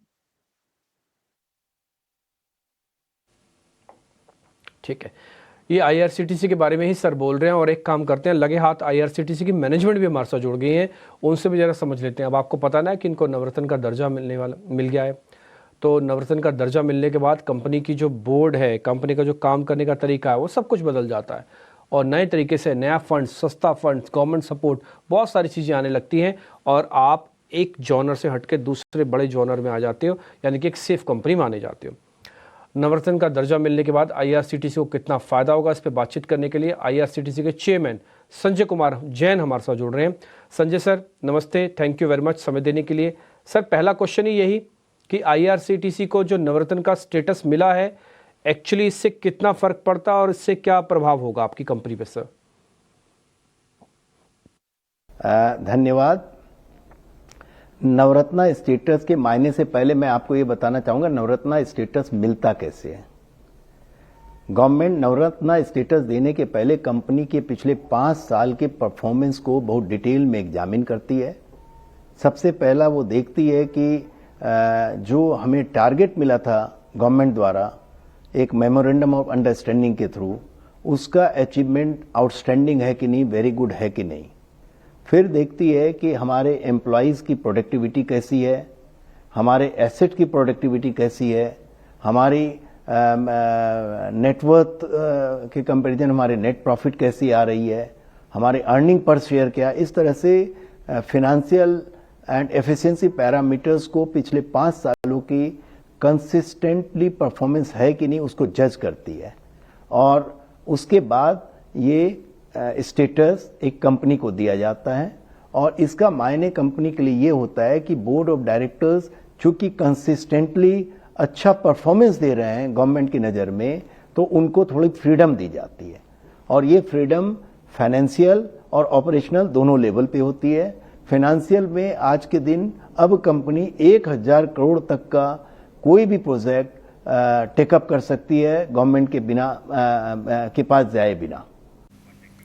कई सारे फाइनेंशियल बेनिफिट्स जो कंपनी एंजॉय कर पाएगी नवरत्न स्टेटस के मिलने के चलते। मिस्टर जैन, अशेषा बात कर रही हूँ और कई सारे एक्स्ट्रा ट्रेन्स आईआरसीटीसी ने चलाए थे हाल फिलहाल में जो महाकुंभ हुआ उसके चलते। क्या आप हमें बता सकते हैं कितना additional revenue boost company enjoy कर पाएगी इसके चलते इस तिमाही में? देखिए, जब स्पेशल ट्रेन ज़्यादा चलेंगी तो बट नेचुरल है कि आईआरसीटीसी उन पैसेंजर्स की चाहे वो टिकटिंग की नीड हो, चाहे कैटरिंग की नीड हो, या पानी की नीड हो, या रेल बेस्ड टूरिज्म की नीड हो, इस 4 सेक्टर में हम काम करते हैं, इन सब में ग्रोथ स्वाभाविक है। अब रहा कि महाकुंभ से हमें क्या एक मिला, तो हमने पहली बार इस महाकुंभ में एक टेंट सिटी बनाई, 100 टेंट की एक सिटी बनाई थी और वो हम उसको टेस्ट करना चाहते थे अपनी स्ट्रेंथ, और मुझे खुशी ये बताते हुए कि ये 100% सोल्ड आउट हो गई विद इन 1 मंथ। तो इससे हमें अपनी स्ट्रेंथ पता चला और एक ये हमारे लिए नया बिजनेस अपॉर्चुनिटी खोल दिया है जिसको कि आगे भी हम एक्सप्लोर कर सकते हैं। बिल्कुल जैन साहब, हम भी पूरी उम्मीद करते हैं कि हर तरह की अपॉर्चुनिटीज़ जो आप एक्सप्लोर करना चाहते हैं वो कर पाएं और आपके गोल्स जो हैं उन्हें मीट कर पाएं। लेकिन टूरिज्म जो है वो एक की ग्रोथ ड्राइवर है आईआरसीटीसी के बिजनेस, आईआरसीटीसी के कारोबार के लिए। सो कौन से मेजर इनिशिएटिव्स पाइपलाइन में है in order to expand this segment और किस तरह से कॉन्ट्रीब्यूट करेंगे ये in the coming years future development के लिए?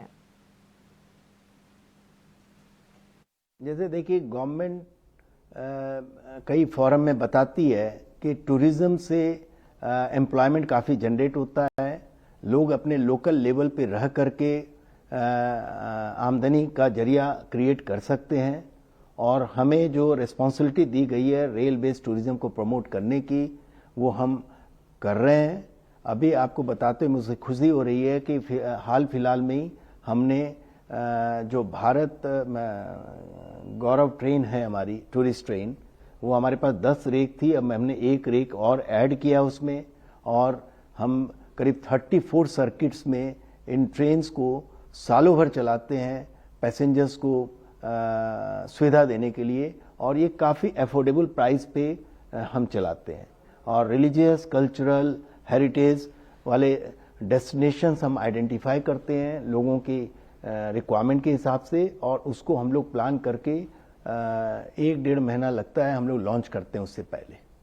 और इसके अलावा हम लोग लग्जरी टूरिज्म में हैं, जिसमें कि हम फॉरेन टूरिस्ट को अट्रैक्ट करते हैं। महाराजा एक्सप्रेस हमारी एक लग्जरी टूरिस्ट ट्रेन है, और मुझे खुशी है ये बताते हुए कि इस साल हमने हाईएस्ट एवर इसमें पैसेंजर्स बुक किए हैं महाराजा एक्सप्रेस में। ठीक है, तो टूरिज्म बिजनेस को लेकर नजरिया काफी पॉजिटिव, बट मिस्टर जैन, आपसे ई केटरिंग बिजनेस पर भी आपकी राय लेना चाहेंगे। काफी सिग्निफिकेंट ट्रैक्शन दिखा है पिछले कुछ क्वार्टर्स में, मील ऑर्डर्स में काफी बढ़ोतरी दिखी थी तीसरी तिमाही में, लेकिन अब ग्रोथ स्ट्रैटेजी और ट्रैजेक्टरी क्या रहेगी इस सेगमेंट के लिए, और कौन से वो स्ट्रैटेजिक मेजर्स रहेंगे जो IRCTC इस पर्टिकुलर सेगमेंट को बढ़ाने के लिए लेना चाहती है अगले कुछ क्वार्टर्स में? देखिए, ई कैटरिंग काफ़ी तेज़ी से उभर रहा है। पिछले 1 महीने से 1 लाख ऑर्डर पर डे का क्या नाम है कि बुकिंग आई है हमारे पास, और हमारे साथ 11,000 से ज़्यादा वेंडर्स जुड़ गए हैं। 400 से भी ज़्यादा स्टेशनों पे ये हम फैसिलिटी दे रहे हैं, और ख़ास बात ये है कि लोगों को ये काफ़ी पसंद आ रहा है। हर तरह के उनके चॉइस को अवेलेबल हम करा रहे हैं। जिस सिटी से ट्रेन जा रही है उस सिटी की जो बेस्ट चीज़ें हैं लोगों को आज इजीली अवेलेबल हो जा रही है, तो ये हमें काफ़ी ग्रोथ इसमें दिखाई पड़ता है। मिस्टर जैन, शुक्रिया समय निकालकर ET Now स्वदेश पर जुड़ने के लिए और कंपनी का आउटलुक अगले कुछ क्वार्टर्स तक बताने के लिए। लेकिन इस बीच हमारे साथ विवेक कारवा जी भी जुड़ चुके हैं। विवेक जी, गुड मॉर्निंग, शुक्रिया समय निकालकर जुड़ने के लिए। IRCTC के मैनेजमेंट के साथ हमने बातचीत की और नजरिया काफ़ी पॉजिटिव है। रेलवे और रेलवे एंसिलरी, इन दोनों सेक्टर्स पर आपका क्या व्यू बनेगा अभी? Good morning. देखिए, रेलवेज जब यहाँ से ऑलमोस्ट डबल रेट्स पे चल रहा था, तब मेरा बहुत रेगुलर कॉल था कि प्रॉफिट बुक करना चाहिए, लेकिन मुझे लगता है कि इन दामों में 700 करीबन आया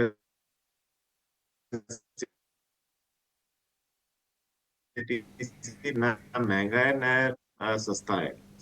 ये एक फेयर भी ये नहीं है कि आप इसमें फुल फ्लेज्ड उतर के लेना चालू कर दो।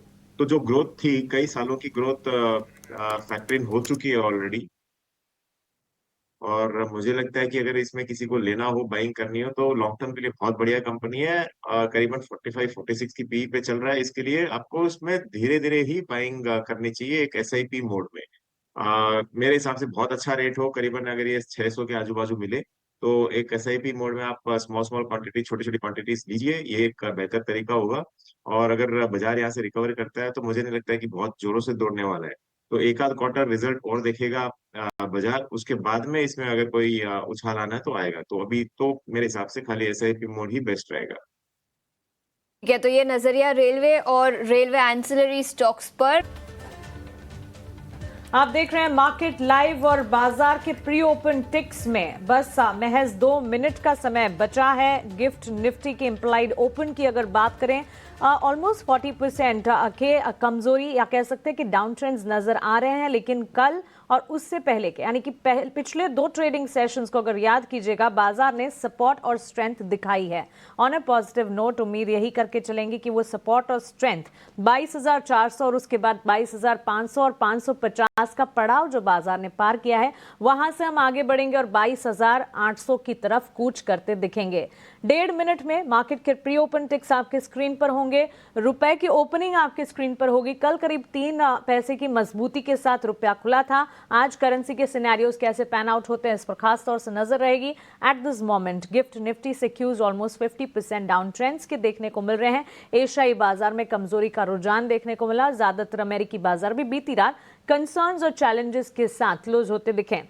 कई सारे खबरें, कई सारे स्टॉक स्पेसिफिक रिएक्शंस और काफी सारे मूव्स हैं जो कि बाजार में इस वक्त आज बाजार खुलने के साथ साथ इंपैक्ट करते दिखेंगे। हमारे 2 सहयोगी, हमारे 2 एक्सपर्ट्स किरण जानी और विवेक कारवा हमारे साथ पैनल पर जुड़े हुए हैं। विवेक हमसे फंडामेंटल बाजार का नजरिया बता रहे थे और प्री ओपन से ठीक पहले विवेक, मार्केट में कल की तस्वीर को अगर याद करेंगे, ऑलमोस्ट कई सारे सेक्टर्स में अच्छा खासा एक्शन था, जिसमें मेटल जो है सबसे आगे खड़ा था। उसके साथ IT and banks and financials भी ऑफ कोर्स प्ले आउट कर रहे थे। किस तरह से देख रहे हैं सेक्टर स्पेसिफिक बाजार की चाल आज के सेशन के लिए आप?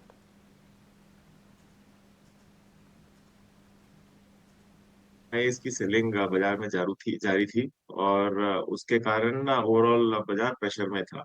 अब कल और परसों की थोड़ी बहुत रैली देख के मैं ये नहीं बोलूंगा कि एफआईआईज ने सेलिंग बंद कर दी है, लेकिन एक बात पक्की है मानसी यहाँ पे कि वैल्यूएशन वाइज आप अगर देखो तो बहुत हम लोग फायर वैल्यू पे आके बैठे हैं। तो ये एक महंगा नहीं है और कुछ ही दिनों में हम लोग अगले फाइनेंशियल ईयर की मतलब अर्निंग्स भी फैक्टरिंग करने लग जाएंगे। तो अगर फॉरवर्ड अर्निंग्स देखो तो करीबन निफ्टी और सेंसेक्स आज के दिन आपको 18-19 की पी पे मिल रहा है, जो बहुत ही फेयर वैल्यूएशन पे है। तो कहीं ना कहीं एफआईएस को भी रियलाइजेशन होगा कि वैल्यूएशन अब सस्ते होंगे, यहाँ पे बेच के मतलब नहीं है और यहाँ पे आपको बाइंग ही करनी चाहिए। तो मुझे लगता है कि यहाँ से आपको लॉन्गर टर्म के लिए देखिए, करीबन 3-6 महीने पहले मैं लगातार सेल बोल रहा था जब सब लोग इनफैक्ट बाजार बहुत बुलिश था।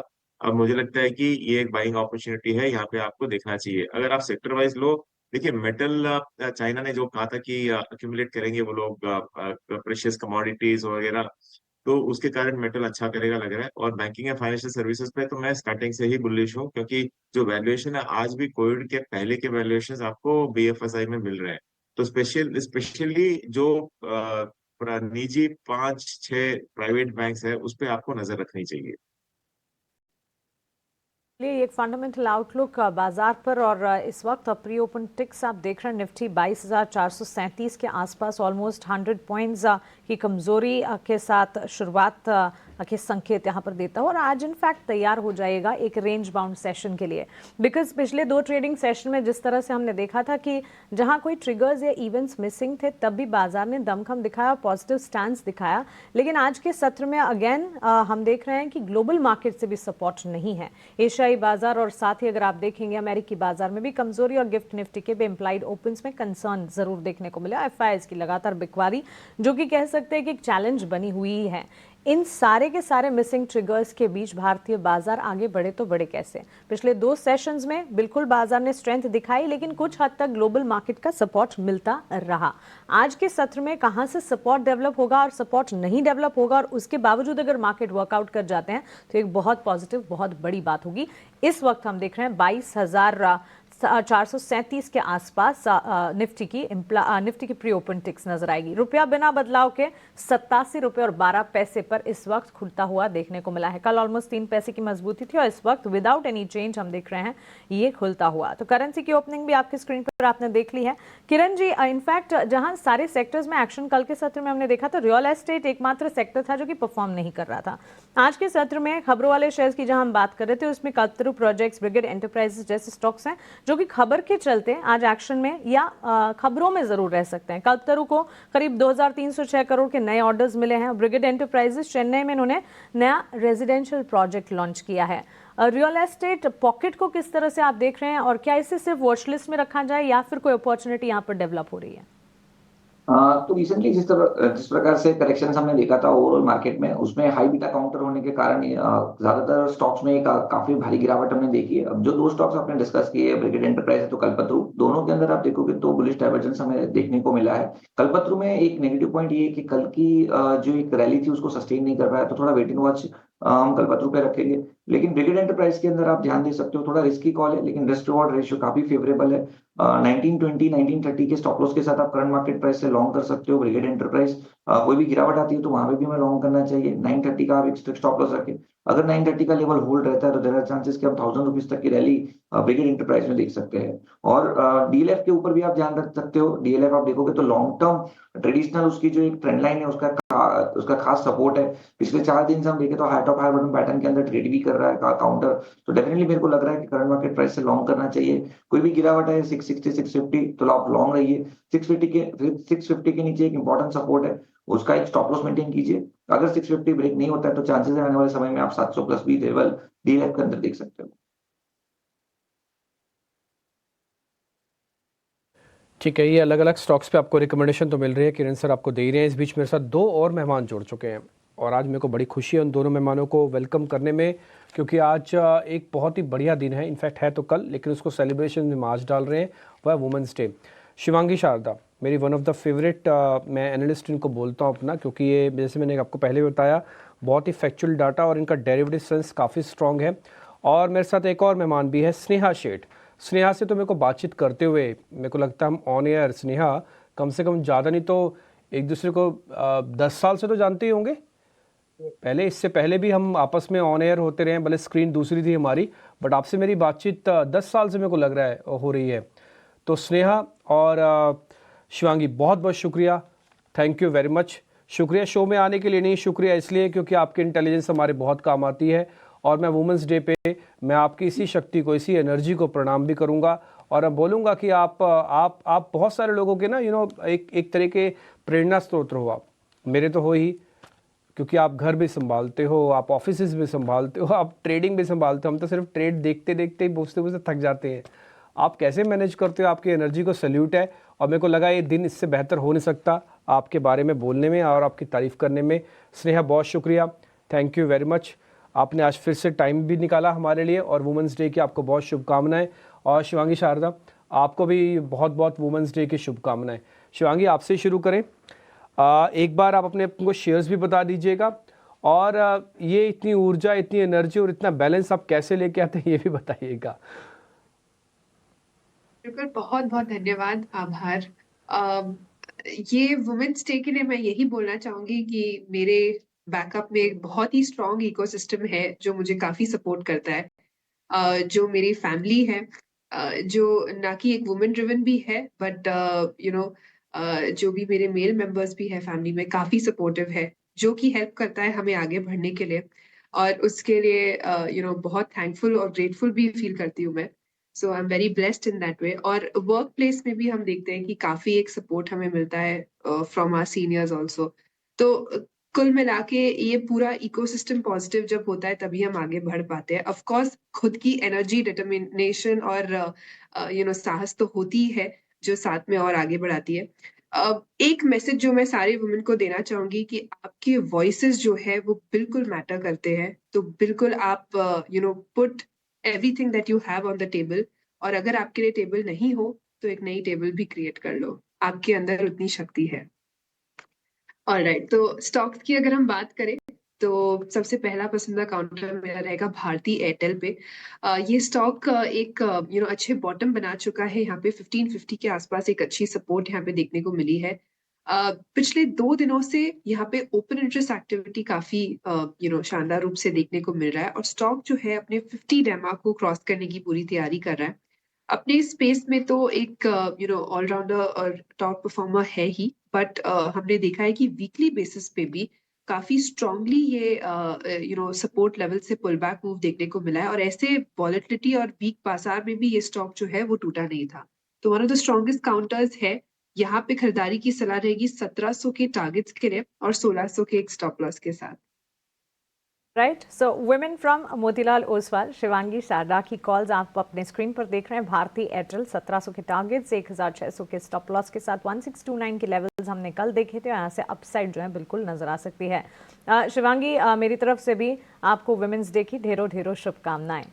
स्नेहा भी हमारे साथ। Sneha, good morning to you as well, happy women's day to you. और ऑफ कोर्स आप अपनी कॉल तो बताइएगा ही, लेकिन आपकी एनर्जी के पीछे की क्या राज हैं, किस तरह से आप आगे बढ़ी हैं, और साथ ही वुमेन्स डे पर आप हमारे माध्यम से क्या कुछ कहना चाहेंगी वो भी बताइएगा। वेरी गुड मॉर्निंग मानसी और बाकी सारे पैनल मेंबर्स को भी। यस, अगर आप देखें तो शिवांगी जैसे बता रही थी, जो इकोसिस्टम है, जो ओवरऑल सपोर्ट सिस्टम है, yes I am also really very much blessed in terms of my seniors in my office. काफी सपोर्टिव रहा है। Angel was a very good.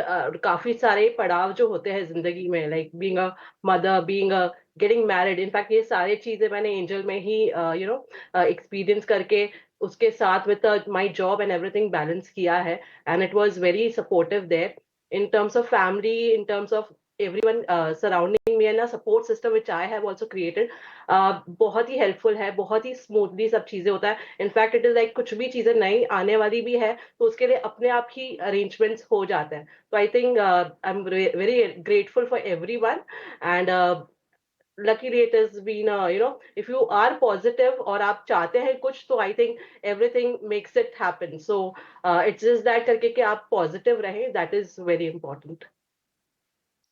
Absolutely. और आप ऐसे ही पॉजिटिव रहें, ऐसे ही मोटिवेटेड रहें और अपने आसपास के एनवायरनमेंट को भी मोटिवेट करती रहें. ऐसी ही शुभकामनाएं हमारी तरफ से. स्नेहा, आप बताइए आपके रेडार पर आज मार्केट को लेकर कौन से स्टॉक्स हैं, कहाँ पर नजर रखनी है? तो मानसी अगर आप देखें तो मार्केट में थोड़े लाइक एटलीस्ट थोड़ी रिकवरी आई है, थोड़ी सी स्ट्रेंथ आई है, जहाँ पे मार्केट एक बहुत ही ज्यादा प्रेशर में रहा था तो थोड़ा सा एक पॉजिटिवनेस दिख रहा है.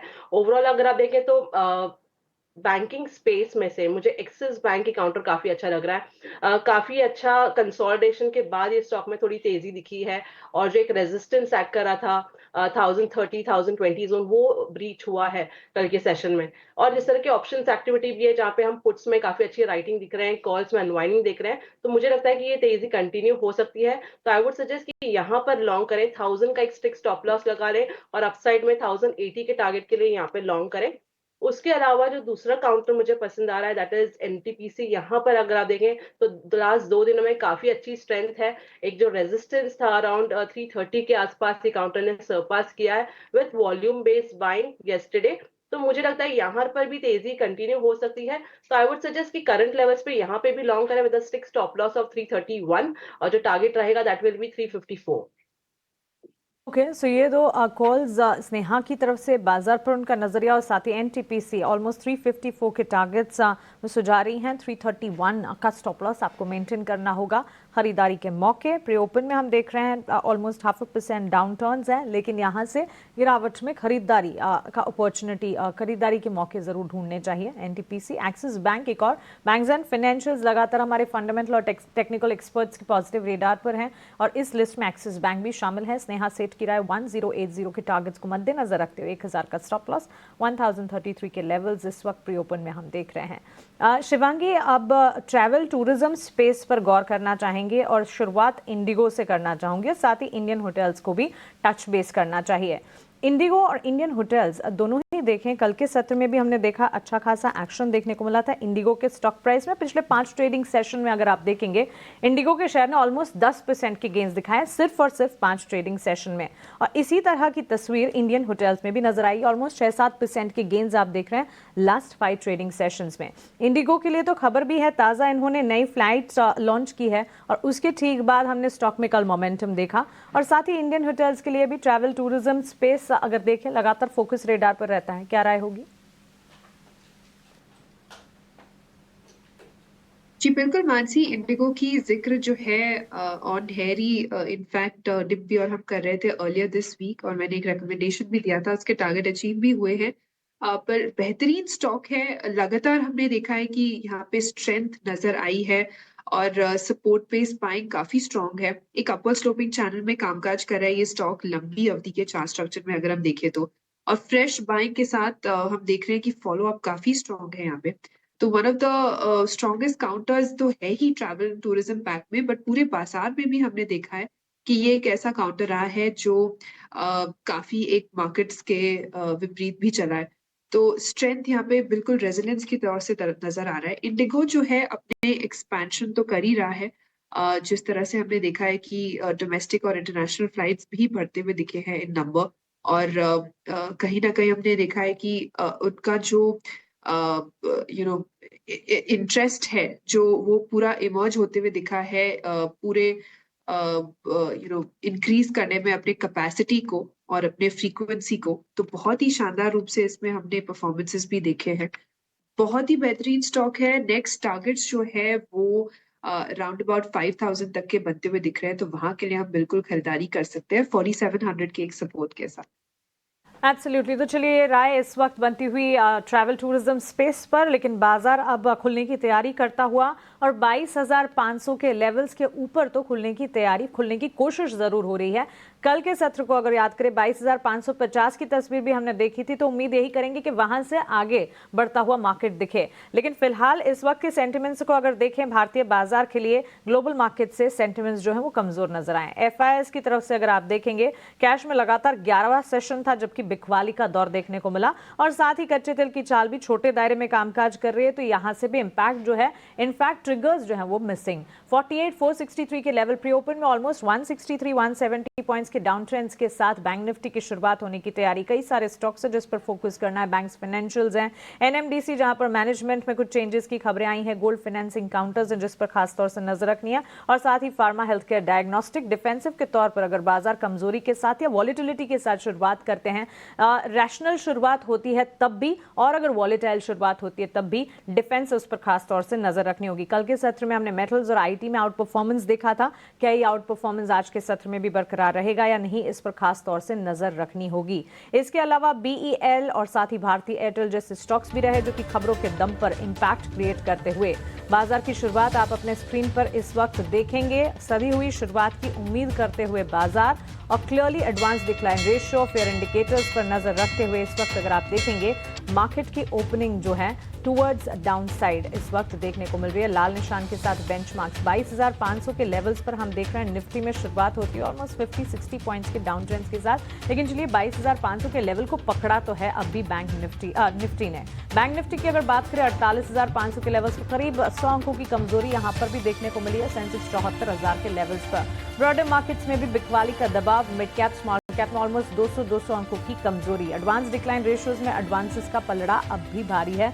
1180 एडवांसेस के सामने 752 डिक्लाइंस इस वक्त नजर आ रहे हैं। स्मॉल कैप स्पेस जो है बाजार को संभालने का काम करने की कोशिश जरूर करता हुआ, लेकिन आज जो है मार्केट में एक रेंज में कामकाज खुलता हुआ दिखा है। बाजार को थोड़ा इस वक्त सेटल होने देंगे, ऑलमोस्ट 15 to 20 मिनट्स मार्केट को सेटल होने देंगे, उसके बाद ही एक सही तस्वीर या कह सकते हैं कि किस तरफ बाजार मुड़ रहा है वो समझ आएगा। इस वक्त मेजर कंट्रीब्यूटर्स की अगर बात करें, आपके स्क्रीन पर आप BL, Axis Bank, JSW Steel, SBI Life जैसे काउंटर्स देख रहे हैं जहां पर अच्छा खासा एक्शन देखने को मिल रहा है। मेजर कंट्रीब्यूटर्स में रिलायंस कल भी मजबूती दिखा रहा था, आज के सत्र में भी मजबूती का रुझान है। कल कई सारे एनालिस्ट की रिपोर्ट आई थी, ऑलमोस्ट सारे एनालिस्ट जो है वो पॉजिटिव स्टैंड रिलायंस पर रख रहे थे, जिस पर हमने एक रिसर्च भी कर आपको बताया था। Axis bank, SBI, HDFC life और अडानी पोर्ट्स कुछ और काउंटर्स जो कि मार्केट को इस वक्त सपोर्ट करने का काम कर रहे हैं। ऑन दी फ्लिप साइड अगर आप देखेंगे, आईटी का खेमा जो है इस वक्त परफॉर्म नहीं कर रहा। टीसीएस, इन्फोसिस दोनों में बिकवाली का दबाव है। HDFC bank, ICICI bank, Mahindra and Mahindra जैसे काउंटर्स है जहां पर गिरावट का रुझान क्लियरली देखने को मिल रहा है। सेक्टोरल वॉच की अगर बात करें, मेटल्स कल भी चमक रहे थे, आज भी मेटल्स की चमक कायम है। आयु कह सकता है कि सेक्टर स्पेसिफिक सबसे ज्यादा सपोर्ट करने का काम वॉलेटाइल मार्केट्स में भी मेटल सेक्टर ही कर रहे हैं। रियल एस्टेट स्टॉक्स में कल हमने डाउन ट्रेंड्स देखे थे, आज रियल एस्टेट सेक्टर में मजबूती का रुझान जरूर देख पाएंगे। ऑटोमोबाइल और साथ ही कुछ हद तक banks and financials focus radar पर है। हिंडाल्को जैसे काउंटर पर नजर होनी चाहिए। ब्रिगेड एंटरप्राइजेज ऑलमोस्ट 1% की मजबूती के साथ ट्रेड करता हुआ। एचडीएफसी लाइफ और अडानी पोर्ट्स जैसे काउंटर्स 1.25% की मजबूती दिखा रहे हैं। और साथ ही energy, financial services, pharma, FMCG और आईटी, ये सारे के सारे पॉकेट्स हैं जो कि बिकवाली का दबाव दिखा रहे हैं। फेयर इंडिकेटर पर नजर होनी चाहिए, क्योंकि फेयर इंडिकेटर किन कंफर्ट लेवल्स पर, इंडिया विक्स कहां पर इस वक्त रोल कर रहा है, इस पर खासतौर से नजर रखनी है। एडवांस डिक्लाइंस में अब भी एडवांसेस का पलड़ा भारी है, लेकिन रैशनल या यूं कह सकते हैं टुवर्ड्स वॉलेटाइल स्टांस मार्केट का आज के सत्र में। बाजार का हीट मैप या sector specific sectoral heat maps आपके स्क्रीन पर आप देखेंगे।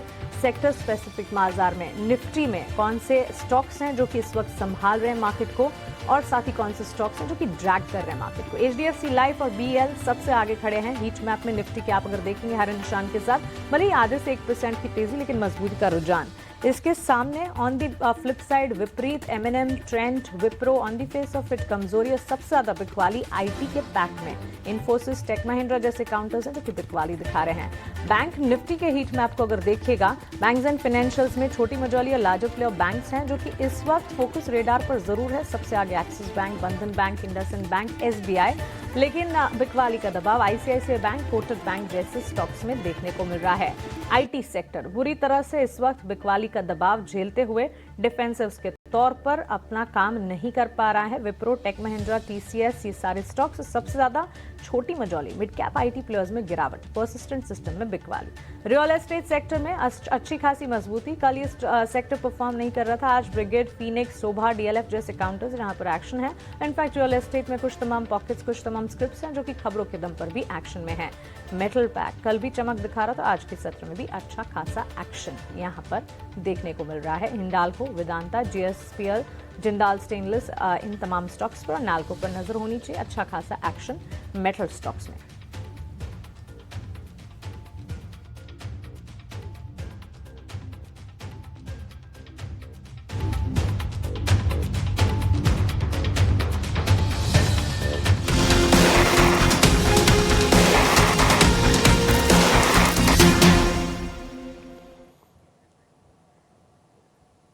रिलायंस के सेकंड डे चलने से बाजार में निफ्टी ने थोड़ा डाइवर्जेंस कर रखा है और आज देखो निफ्टी पहले हरे निशान में लौट आया, नहीं तो निफ्टी को बड़ी मेहनत करनी पड़ती थी। आज बैंक निफ्टी अभी भी लाल निशान से ही जूझ रहा है, लेकिन मार्केट ने एक मैसेज और बहुत लाउड एंड क्लियर दिया है कि वो जो मेहनत और जो फाइटिंग स्पिरिट्स अभी कर रहा है ना, उसको इतनी जल्दी सरेंडर नहीं होने देगा।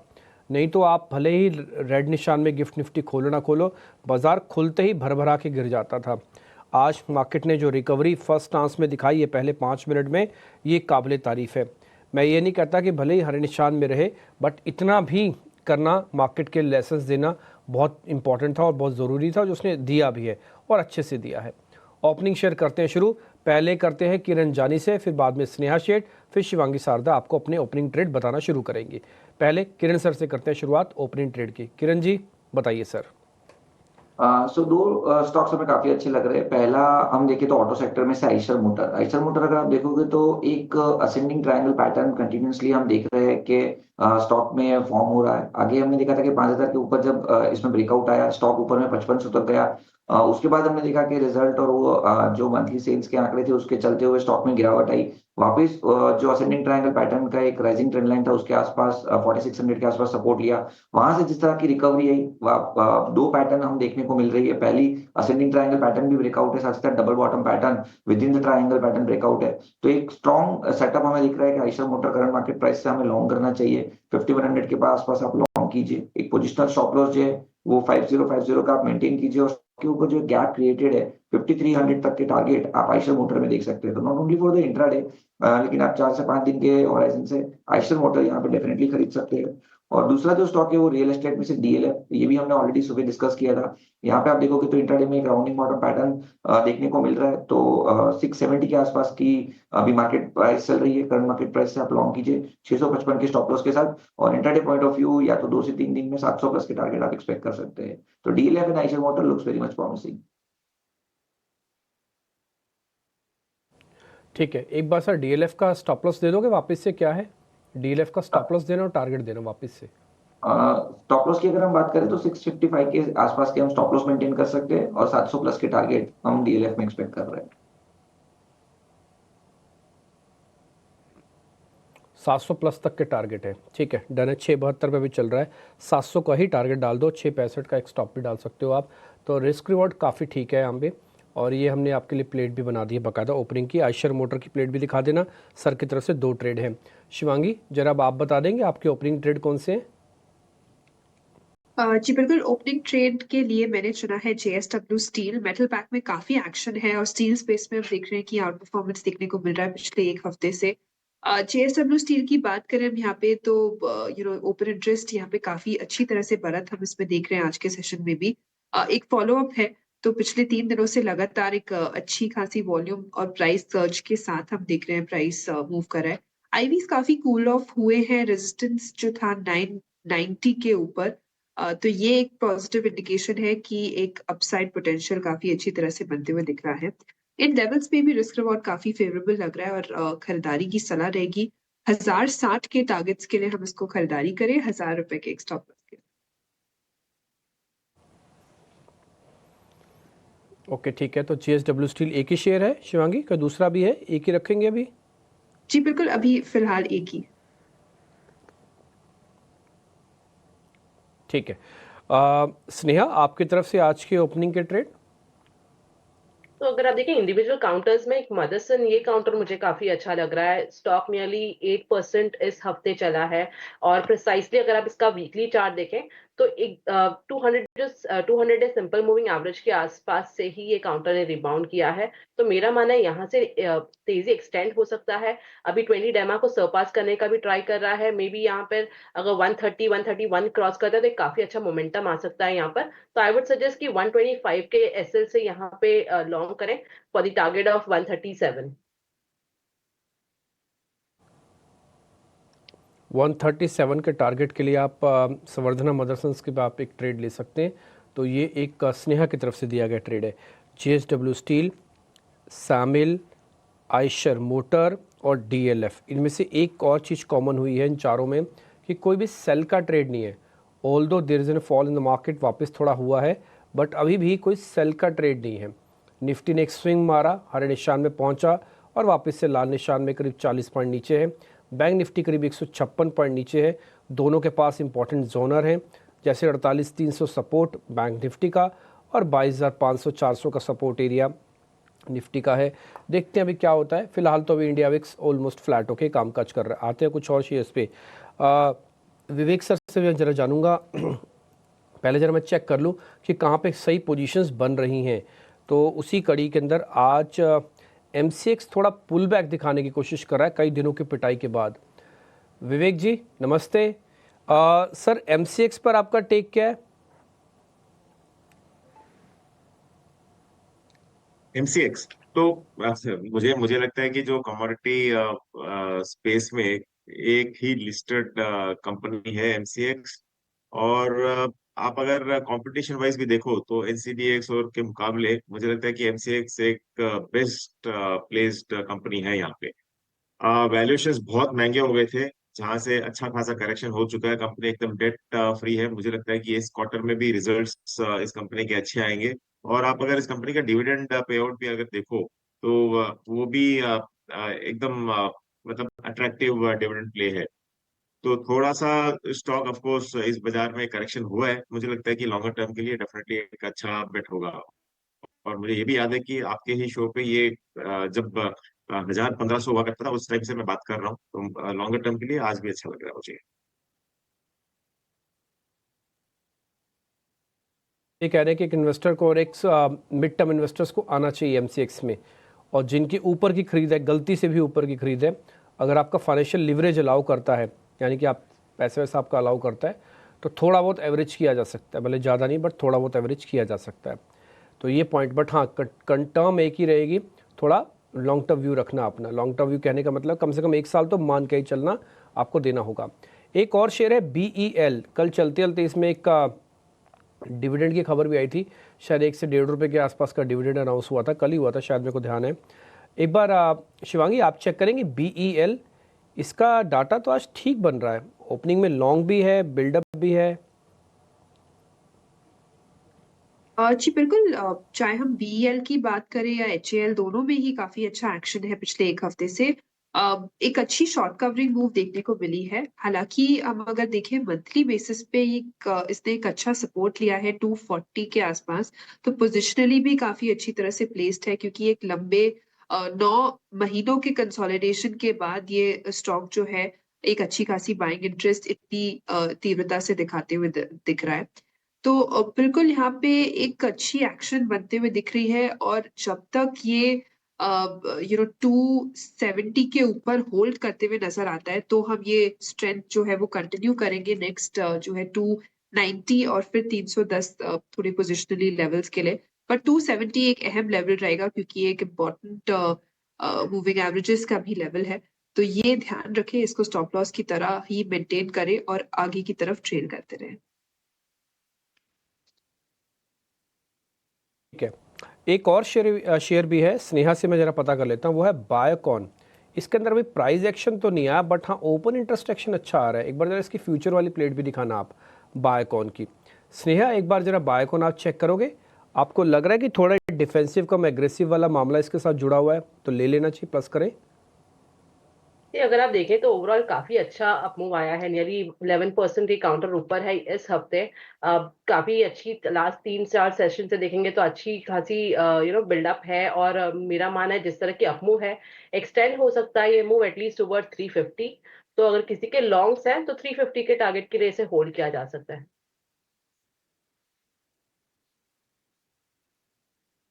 कह रहे हैं कि इसमें भी पॉजिटिव व्यू रखा जा सकता है। तो मैंने 2 शेयर पता किए, दोनों के अंदर बिल्डअप है, दोनों के अंदर फ्रेश लॉन्ग बन रहे हैं। बायोकॉन और बीएल दोनों के लेवल्स वगैरह हमने स्क्रीन पे छाप दिया आपके लिए, और अमूमन दोनों गेस्ट ने ही हमारे को इसको पास कर दिया। रचना वैद्य भी इस बीच मेरे साथ जुड़ रही हैं आज कार्यक्रम में। रचना मैम शुक्रिया, थैंक यू वेरी मच आज समय देने के लिए। और एक और बार शुक्रिया, अब बोलेंगे दूसरा शुक्रिया अदा किस चीज़ का दे रहे हो डिम्पी जी, तो दूसरा शुक्रिया अदा दे रहा हूँ मैं आपकी नारी शक्ति को प्रणाम करने का, और आपकी एनर्जी का, आपकी मोटिवेशन का। आपको पता है मैं अपनी ही टीम से बात कर रहा था, मैं कहा अगर आप कुछ एनालिस्ट को देखोगे ना तो उनके चेहरे पर ही लगता है, वो बैठने से उनके बोलने से लगता है कि वो ज़्यादा पढ़ाई करके आते हैं और समझ के आते हैं, और सारी चीज़ों का कैसे कनेक्ट करते हैं आपस में, और व्यूअर्स का कितना हित रखते हैं। तो उसमें से एक आप भी हैं। तो वुमेंस डे की मैं आपको शुभकामनाएं देना चाहता था, और आप अपने घर को भी संभाल रही हैं, व्यापार को भी संभाल रही हैं, और मार्केट्स इस तरह का मतलब ख़राब मार्केट्स में भी आप टिके हुए हैं और आप गाइडेंस दे रहे हो, ये अपने आप में किसी चमत्कार से कम नहीं है। रचना मैम बहुत बहुत शुक्रिया, थैंक यू वेरी मच। आप हमको समय भी देते हैं और आपकी एनर्जी, आपकी ऊर्जा हमारे बेहद काम आती है, तो मैं इसके लिए आपको फिर से बहुत बहुत बधाई देना चाहूँगा वुमेंस डे की। शुक्रिया, thank you so much and thank you for having me आज के इतने इम्पोर्टेंट दिन के टाइम पे। एंड यस, कोशिश हमारी यही रहती है कि दोनों बाजू परफॉर्म करके दिखाए, चाहे वो ड्यूटी संभालने की बात हो घर पे या परफॉर्म करके दिखाने की बात हो मार्केट पे। एंड गॉड्स ग्रेस की हो जाती है चीजें। ठीक है, अच्छा रचना मैम मैं थोड़ा सा पर्सनल होकर आपसे सवाल, आप सुबह कितने बजे उठ जाते हो आप? क्योंकि मेरे को लगता है आप सुबह जल्दी जल्दी उठ जाते होगे। आप कितने बजे उठते हो आप? Somewhere between 5:30 and 6, ज्यादा जल्दी नहीं है। वाह, तो मतलब आप नहीं ज़्यादा जल्दी है, मेरे हिसाब से ज़्यादा जल्दी है, क्योंकि मैं पौने छः बजे तक उठता हूँ और आप 5:30 बजे उठ रही है, तो आप और भी जल्दी उठ रही है हम सबसे। तो हमें लगता है हम ही सबसे ज़्यादा दबे कुचले हैं जो सुबह सुबह जल्दी उठ के हमको मार्केट्स के लेवल्स और ये सब देखना पड़ता है। आप तो हमसे भी पहले उठ रही हो। ठीक है ma'am, thank you very much आपकी एनर्जी और ये डिस्क्लोजर देने के लिए कि आप सुबह कितने बजे उठ जाते हैं। अच्छा रचना मैम, आज जरा अपनी ट्रेडिंग कॉल्स बता दीजिए प्लीज़। जी, मार्केट में इस वक्त आज का दिन जो जिस हिसाब से ओपनिंग हुई और जिस हिसाब से अभी तक पैन आउट हो रहा है, एक चीज जो लग रही है वो ये है कि पिछले 2 दिन जितने स्ट्रेंथ थी मार्केट में, आज वो स्ट्रेंथ नहीं नजर आ रही है। तो हमें ये भूलना नहीं चाहिए कि जो भी था पॉजिटिविटी वो आफ्टर ऑल तो था, तो पुल बैक रैली थी पिछले 2 दिन से। तो counter trend pull back rallies की यही बात होती है, वो कब खत्म हो जाए you never know, and the main trend could be coming into play. तो वो आज मुझे होता हुआ नजर आ रहा है। अनफॉर्चुनेटली और unfortunately the trend is on the down side since quite some time. तो उस हिसाब से मैं यहाँ पे थोड़ा मेरा रुझान आज डाउन साइड पे रहेगा, और उसमें काफी सारे काउंटर्स हो सकते हैं। एक काउंटर है उसमें एमजीएल में 1316 पे है करीब करीब प्राइस अभी फ्यूचर्स पे। यहाँ पे अगर 1330 का एसएल होल्ड कर जाएगा ऑन द अपसाइड, तो डाउन साइड पे हम 1300 और 1290 की तरफ जा सकते हैं ऑन फ्यूचर्स। और उसके अलावा दूसरा काउंटर जहाँ पे मुझे थोड़ी वीकनेस नजर आ रही है, that is even axis bank में फिलहाल हम फ्यूचर्स पे 1034 पे है, एंड अगर 1044 के नीचे रहेंगे तो ये वीकनेस बनी रहेगी जो इस काउंटर को 1025 और 1020 की तरफ लेके जा सकती है। रचना जी की तरफ से 2 कॉल जो इंडेक्स पर भी उनकी स्ट्रैटेजी, और सिटी गैस डिस्ट्रीब्यूशन कंपनी और एक्सिस बैंक दोनों ही काउंटर्स पर डाउनसाइड विजिबल नजर आती है। उन्हें बिकवाली का दबाव है और यहाँ से और ज़्यादा कमजोरी का रुझान देखने को ज़रूर मिल सकता है। रचना जी, मेरी तरफ से भी happy women's day to you. ढेरों शुभकामनाएं आपको, और आप इसी तरह आगे बढ़ती रहें और आपके एनवायरनमेंट को, आपके आसपास के एनवायरनमेंट को मोटिवेट करती रहें। ऐसी शुभकामनाएं मेरी तरफ से आपको। एक और स्टॉक है रचना जी जो आपसे ही जानना चाहेंगे, त्रिवेणी टरबाइन। आज हम देख रहे हैं करीब 5-5.5% की तेजी। स्मॉल कैप इंडेक्स में अगर आप जाएं और देखें, ऑलमोस्ट हम देख रहे हैं अच्छी खासी मजबूती, और सबसे ज़्यादा आउट परफॉर्म करता हुआ इस वक्त 564 के लेवल्स पर। वन ऑफ द स्टॉक जो कि खबरों में काफ़ी ज़्यादा चर्चाओं का विषय रहा, उसके बाद हमने देखा वॉलेटिलिटी के मूव्स भी देखे, आज के सत्र में फिर से चला है, क्या राय होगी? ये काउंटर में जो अभी रैली चल रही है, दैट इज वैसे तो ये पुल बैक रैली है, काउंटर ट्रेंड रैली है, but nevertheless it may have a few legs more over here. तो अभी 560 के करीब है प्राइस, 563, और ये 600 तक जा सकती है। तो शॉर्ट टर्म प्लेयर्स के लिए अगर यहाँ पे एक अपॉर्चुनिटी है तो 30-35 रुपए का स्विंग है जो प्ले आउट हो सकता है। उसके ऊपर जाने के लिए उसको ओवरऑल मार्केट के सपोर्ट की अच्छी खासी जरूरत पड़ेगी, और वहां मुझे थोड़ी प्रॉब्लम नजर आ रही है। तो हम यहाँ पे शॉर्ट टर्म के लिए ही नजरिया रखेंगे। 30 से 40 रुपए के अपस्विंग के लिए प्ले करा जा सकता है, which can play out in another 2 to 4 days। And down side पे ये तब तक पॉजिटिविटी बनी रहेगी जब तक ये काउंटर 550 के ऊपर बना रहेगा। ठीक है, तो चलिए एक राय मिलती हुई, और इस बीच कुछ और स्टॉक्स जो कि खबरों के दम पर एक्शन में थे और उसके बाद ये एक्शन बाजार खुलने से ठीक पहले इन पर हमने बातचीत भी की थी हमारे नवरत्न की सूची में, उसके बाद हमने एक्शन भी देखा। वन सच कल्पतरू प्रोजेक्ट, इस पर फोकस होना चाहिए। रियल एस्टेट सेक्टर में ही आज हम एक्शन देख रहे हैं, और कल्पतरू प्रोजेक्ट के लिए कंपनी को एक ऑर्डर मिला है 2306 करोड़ का, उसके ठीक बाद स्टॉक में हमने मोमेंटम देखा है। इनफैक्ट बाजार खुलने से ठीक पहले किरण जी से इस पर हमने एक टेक भी लिया था। शिवांगी एक बार फिर से रिविजिट करना चाहेंगे इस स्टॉक को, और साथ ही ब्रिगेड एंटरप्राइजेस पर भी एक नजर होनी चाहिए। चेन्नई में ये भी नए डेवलपमेंट्स कर रहे हैं, कैसे देखती हैं इन स्टॉक्स को आप? जी, पूरे रियल एस्टेट पैक की अगर हम बात करें, यहाँ पे पिछले 4 दिनों से एक अच्छी पुल बैक मूव देखने को मिल रही है। इनफैक्ट काफी मार्केट्स के साथ हमने देखा है ये कोरिलेटेड रहते हैं। ओवरऑल अभी भी हम देख रहे हैं कि वीकली स्ट्रक्चर में जो है नेगेशन नहीं देखने को मिला है फिलहाल, और थोड़ी बहुत कंसोलिडेशन हमें देखने को मिल सकती है। हालांकि पेन पॉइंट ऑफ कोर्स दूर होते हुए दिखी है, बट कंसोलिडेटिव मोड में जाने की पूरी संभावना रहेगी, क्योंकि यहाँ पे फॉलो अप इतनी स्ट्रांगली नहीं नजर आ रही है इस स्पेस में। तो हमें वेट एंड वॉच करना है। सारे ही स्टॉक्स, चाहे वो ब्रिगेड हो, चाहे कल्पतरू प्रोजेक्ट्स हो, चाहे ओबराय रियल्टी हो या गोदरेज प्रॉपर्टी हो, इस सब में हम देख रहे हैं कि एक अच्छी बेस फॉर्मेशन हुई है डेली फ्रेम में, बट वीकली फ्रेम में अभी भी नेगेशन बाकी है एक फ्रेश लेग ऑफ रैली के लिए। तो ये एक राय रियल एस्टेट में पर्टिकुलरली इन दो स्क्रिप्ट्स पर आपको मिलती हुई। वेट एंड वॉच का नजरिया वॉच लिस्ट में जरूर रखा जाए इन स्टॉक्स को, लेकिन सेक्टर में हम देख रहे हैं आज परफॉर्मेंस जरूर देखने को मिली है। रचना जी, आपसे एक और स्टॉक पर राय जानना चाहेंगे, IRCTC। इनफैक्ट IRCTC थोड़ी देर पहले कंपनी के मैनेजमेंट से हमने बातचीत भी की। कंपनी को हाल ही में नवरत्न का दर्जा भी मिला, उसके बाद forward looking approach, business expansion plans, और साथ ही इन दिनों टूरिज्म सेगमेंट में किस तरह के ग्रोथ ट्रिगर्स पैन आउट हो रहे हैं, इस पर विस्तार से बातचीत कर रहे थे कंपनी के मैनेजमेंट हमारे साथ। स्टॉक में हम देख रहे हैं ऑलमोस्ट 0.5% to 1% के गेन्स हैं, और इसी के साथ रेलवे स्पेस में ही RVNL के स्टॉक पर भी नजर होनी चाहिए, यहाँ पर भी अच्छा खासा एक्शन देखने को मिला है। जी, IRCTC की जहाँ तक क्वेश्चन है, राइट नाउ 709 पे बैठा हुआ प्राइस।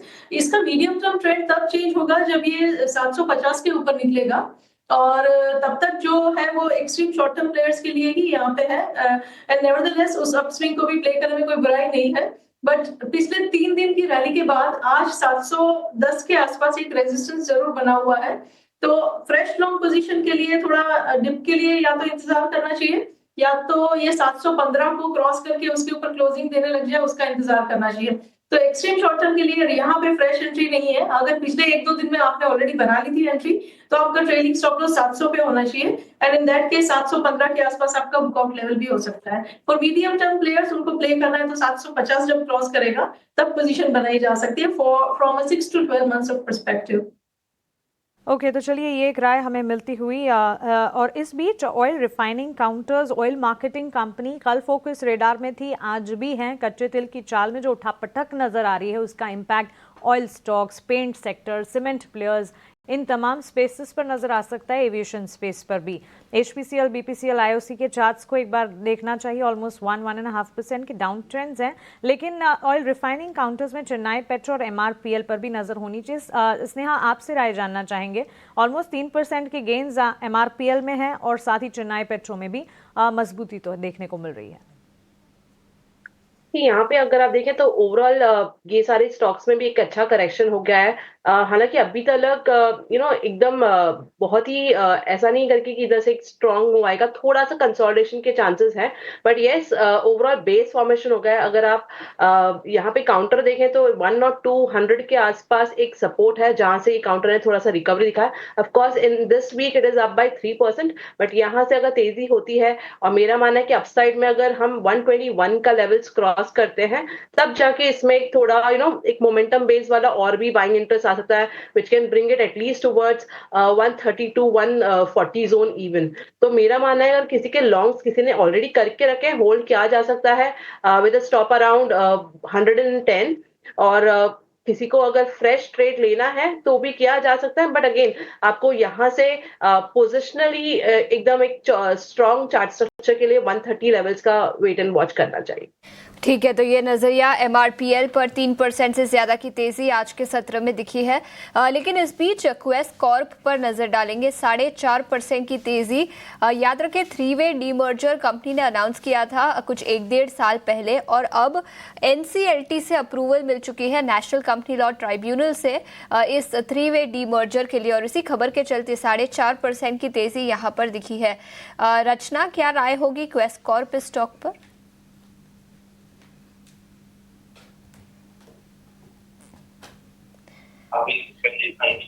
क्वेस्कॉर्प की जहां तक बात है, यहाँ पे we are sitting at level of 660 करीब। एंड अगर आप लॉन्गर टर्म नजरिए से इस काउंटर को चेक करें तो यहाँ पे एक इम्पोर्टेंट सपोर्ट को इसने अभी रिस्पेक्ट करा है, which was around the level of 610। तो अगर यहाँ पे आपका मीडियम टर्म का पर्सपेक्टिव भी है तो आप 600 के नीचे 590 के करीब ऐसे लगा के एक अटेम्प्ट कर सकते हैं। पार्ट इन्वेस्टमेंट करना चाहिए, ये जरूर कहूंगी ओवरऑल मार्केट की कंडीशन को देखते हुए। एंड मीडियम टर्म में इसका टारगेट करीब 750 एंड 800 की तरफ हो सकता है। लॉन्गर टर्म में it can go even further higher, और शॉर्ट टू मीडियम टर्म का टारगेट ये रह सकता है। एंड ये पॉजिटिव काउंटर है, और ये तब तक पॉजिटिव रहेगा जब तक ये 600 के ऊपर क्लोजिंग देता रहेगा। ठीक है, तो ये नजरिया क्वेस कॉर्प पर एनसीएलटी से अप्रूवल डीमर्जर की मिल चुकी है, जिसके चलते स्टॉक में तेजी दिखी है। ऑटो सेक्टर के कई स्टॉक्स में आज एक्शन है। बजाज ऑटो 1.5% से ज्यादा की तेजी, हीरो मोटोकॉर्प और टाटा मोटर्स में भी 1 से 1.5% की तेजी दिखी है। Shivangi, in large cap auto stocks पर आपकी क्या राय होगी? जी, ऑटो स्टॉक्स की अगर हम बात करें, यहाँ पे एम&एम सबसे स्ट्रॉन्गेस्ट काउंटर रहा करता था, बट यहाँ पे भी हमने काफी गिरावट देखी है पिछले 3 हफ्तों में। ऑफ कोर्स ये वीक हमने थोड़ी बहुत एक पुल बैक मूव जरूर देखा है, बट ओवरऑल मेरी जो राय रहेगी कि हम थोड़ा और वेट एंड वॉच कर सकते हैं। काफी बीटन डाउन हो चुका है ये। बहुत हैवी वेट्स और जो छोटे ऑटो बैंकिंग स्पेस में, दोनों में हम देख रहे हैं कि एक माइनर स्टेबिलिटी देखने को मिल रही है, बट कितनी स्ट्रॉन्ग सस्टेनेबिलिटी होती है यहाँ पे, वो थोड़ा वेट एंड वॉच करने की राय रहेगी। अब इस क्षेत्र में अगर हम बात करें तो ऑटो एंसिलरी पैक फिर भी थोड़ा पॉजिटिव नजर आ रहा है, बट मेरी राय रहेगी कि हम जो बजिंग सेक्टर्स है, चाहे वो मेटल हो, चाहे वो ऑयल एंड गैस स्पेस में से ट्रैवल एंड टूरिज्म पैक, इनमें फोकस करें तो इनमें एक्शन है और भरपूर है, तो यहाँ पे हमारी नजर रहनी चाहिए। ट्रैवल एंड टूरिज्म जैसे कुछ सेक्टर्स पर नजरिया पॉजिटिव शिवांगी का। लेकिन इस बीच 2 और स्टॉक्स पर नजर डालेंगे निफ्टी 500 इंडेक्स से, जहां पर भारी गिरावट दिखी है। एक है पीआई इंडस्ट्रीज, 4% की गिरावट के साथ निफ्टी 500 इंडेक्स का टॉप गेनर, और इसी के साथ ओरेकल फाइनेंशियल सर्विसेज, यहां पर भी 2.5% की गिरावट है। स्नेहा, क्या राय होगी दोनों ही स्टॉक्स पर, पीआई इंडस्ट्रीज और ओरेकल फाइनेंशियल सर्विसेज?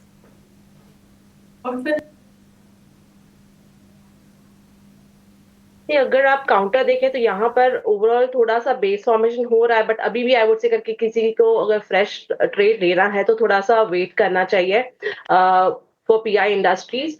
एंड दूसरा काउंटर जो बताया ओरेकल फाइनेंशियल सर्विसेज, वो काउंटर अगर आप देखें तो यहाँ पर भी सेलिंग प्रेशर काफी ज्यादा है। यहाँ पर एक सपोर्ट जोन जो दिख रहा है, that is around 6,800 zone.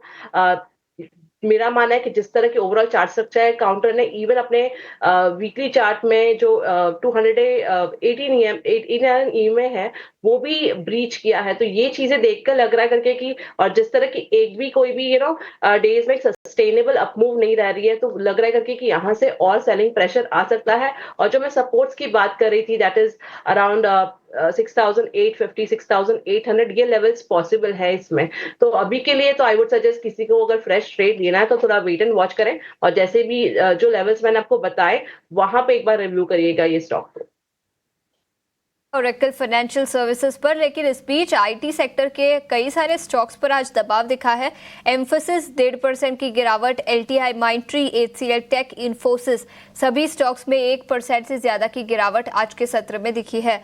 Naresh Mirani भी हमारे साथ जुड़ चुके हैं। Naresh, good morning. IT sector की कंपनियों पर आपकी क्या राय होगी और इस गिरावट के बाद क्या खरीदारी के मौके बनेंगे इन कुछ स्टॉक्स पर? अभी भी अवॉइड करूंगा क्योंकि आईटी सेक्टर में जो है कंपेयर टू जो पूरा मार्केट है उतना करेक्शन नहीं आया है। लीडिंग सेक्टर था, पहले होल्ड कर रहा था, बट अब वहां पे भी सिमिलर ब्रेकडाउन्स है जो बाकी सेक्टर्स में हुए थे। तो आईटी थोड़ा अवॉइडेबल रहेगा, बेस फॉर्मेशन बाकी है अभी, करंट लेवल्स पे अवॉइडेबल रहेगा। और नरेश, इसके अलावा आपके मॉर्निंग पिक्स आज कौन से होंगे मार्केट शुरुआत के बाद? तो सबसे पहले बाय रहेगा एक्सिस बैंक पर, जहां पे एक अच्छा करेक्शन आ चुका है 1330 से 1000 के नीचे तक, और लास्ट 2 दिन में एक रेंज ब्रेकआउट भी है लास्ट 2 वीक का। स्टॉप लॉस होगा 1020, टारगेट होगा 1100 का। दूसरा बाय रहेगा कोल इंडिया पर, जहां पे एक अच्छा 30% प्लस का करेक्शन आ चुका है, डबल बॉटम बना है 350 पे, और रिकवरी कंफर्मेशन हो रहा है स्विंग हाई क्रॉस करके। स्टॉप लॉस होगा 375, टारगेट होगा 420।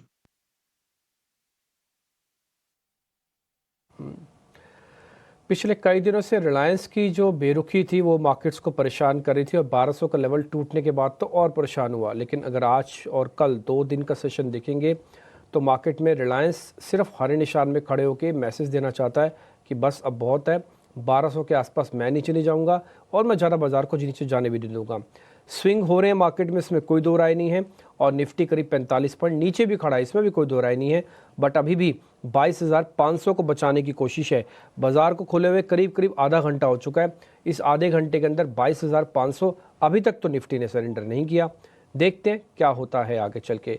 एक ऑप्शंस का ट्रेड आपके सामने और रखते हैं, और ऑप्शंस का चैंपियन लेके आइए।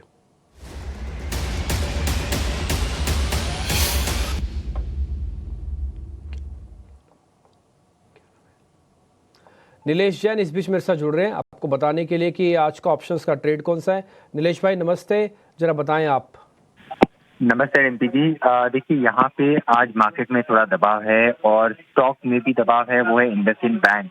इनफैक्ट पिछले 2-3 दिनों में जो रिबाउंड हमने देखा था मार्केट में, उसके विपरीत इस पर्टिकुलर काउंटर ने थोड़ा अंडर परफॉर्मेंस दिखाया है। स्ट्रक्चर थोड़ा सा वीक है, शॉर्ट बिल्डअप भी हो रहे हैं। आज लगभग अभी तक मॉर्निंग सेशन में 2% का हुआ इजाफा हुआ है, तो लगातार low top and low bottom formation बन रहे हैं ऊपरी स्तरों पर। यहाँ पे हम ये जो वीकनेस है वो उसको और एक्सटेंड होता हुआ देख रहे हैं। निचले स्तरों पर 930 से लेके 910 तक के लेवल हमें टेस्ट होते हुए नजर आ सकते हैं। इसलिए यहाँ पे इंडसइंड बैंक का 960 का पुट ऑप्शन लेने की सलाह होगी, जिसके अंदर हम ऊपरी स्तरों पर 38 से 46 के टारगेट एक्सपेक्ट करके चल रहे हैं। 28 से 29 की रेंज में इसे खरीदना है, 21 रुपए का स्टॉप लॉस लगाना है। इसका लॉट साइज अगर हम देखें तो 500 का लॉट साइज है। लॉट साइज के हिसाब से रिस्क पर लॉट अप्रोक्सीमेटली 3800 का है, एंड रिवॉर्ड अप्रोक्सीमेटली 8800 तक के बनते हुए नजर आ सकते हैं। तो ओवरऑल इंडसइंड बैंक के पुट को खरीद के चलने की सलाह होगी, क्योंकि इंडसइंड बैंक में हम गिरावट और कंटिन्यू होती हुई देख रहे हैं टुवर्ड्स द लेवल्स ऑफ 930 से 920। ठीक है नीलेश भाई, ये बैंक निफ्टी पे प्रेशर तो नहीं बनाएगा ज़्यादा? ये इंडिविजुअल प्रॉब्लम है या फिर पूरी बैंकिंग की प्रॉब्लम आप नोटिस कर रहे हो? देखिए फिलहाल तो मुझे ऐसा लग रहा है कि ये इंडिविजुअल स्टॉक की प्रॉब्लम है, क्योंकि इंडसइंड बैंक ही एकमात्र स्टॉक है जहां पे लगातार हमने दबाव देखा है। इनफैक्ट पिछले 2 दिनों में हमने थोड़ा सा रिबाउंड बैंक निफ्टी में देखा था on the back of buying interest in axis bank, HDFC bank और कुछ चुनिंदा दिग्गज बैंक। बट ये पर्टिकुलर स्टॉक है इंडसइंड बैंक जहाँ पे स्ट्रक्चर काफी वीक है, तो यहाँ पे स्टॉक स्पेसिफिक मूव है। मेरे ख्याल से आज दबाव जरूर हम देख रहे हैं, बट गोइंग फॉरवर्ड यहाँ से एक रिबाउंड की भी संभावनाएं काफी ज्यादा है बैंक निफ्टी और निफ्टी इंडेक्स में। बट स्टॉक स्पेसिफिक मूव पे फोकस करने की सलाह होगी, जहाँ पे वीकनेस ज्यादा है वो है इंडसइंड बैंक। ठीक है, इंडिविजुअल प्रॉब्लम लग रही है और इसी हिसाब से कैलकुलेशंस दी गई हैं। 960 की पुट अगर आप इंडसइंड बैंक के लेना चाहें तो ले सकते हैं। 28 से 29 रुपये के बीच में मिलेगी। 21 का स्टॉप लॉस, 38 और 40 टारगेट हो गया और 8,500 और 3,500 रफ पकड़ के चलिए, आपका स्टॉप लॉस एंड टारगेट हो गया। पुट यानी कि मंदी का सौदा है यहाँ पे। अगर आपको लग रहा है नहीं बाजार बहुत टूट चुका है, मेरे को मंदी का सौदा नहीं लेना, मैं रुक के उल्टा प्लस कर लूँगा बट मैं मंदी नहीं करूँगा, तो फिर आपकी मर्जी, आप इसको छोड़ना चाहें छोड़ भी सकते हैं। खैर, इस बीच 230 पॉइंट की गिरावट के साथ बैंक निफ्टी इस समय 48,400 के आसपास आके रुका हुआ है। 48,300 अहम सपोर्ट और उसका 48,500 अहम सपोर्ट निफ्टी और बैंक निफ्टी के तौर पर अभी तो फिलहाल खड़े हुए हैं। देखते हैं और क्या होता है। एक दो शेयर जरा और चेक करवा लेते हैं जहाँ पर आज ट्रेड कैसे बन रहा है। DLF तो थोड़ा ऊपर आया, BEL भी ऊपर है। आज शिवांगी से हमने थोड़ी देर पहले पता किया था, वो कह रहे थे कि सही चलेगा। एक और टूटा हुआ काउंटर है जो काफ़ी तेज़ी से टूटा, नरेश, वो था BSC का शेयर। कल और आज 2 दिन में थोड़ा बेस बनाने या फिर वापस ऊपर चलने की कर रहा है अटेम्प्ट। एक बार BSC पर आपका टेक सर। डाउन हो गया। पहले जो 6,000 के टॉप पे 3 बार टॉप बनाया, 5,000 का जो नेक्स्ट मेजर बॉटम था वो भी ब्रेक डाउन हो चुका है। सो यहाँ पे एक रिकवरी आ सकती है 4600 तक, बट क्लोजर टू 4800 5000 एक शॉर्ट बनता है फिर से। सो अगर बाउंस बैक के लिए अगर रिस्क रिवॉर्ड ट्रेड करना है तो 40 to 50 का स्ट्रिक्ट स्टॉप लॉस होगा। ठीक है, और एक और शेयर भी है, एक बार जरा मैं शिवांगी से पता कर लेता हूँ।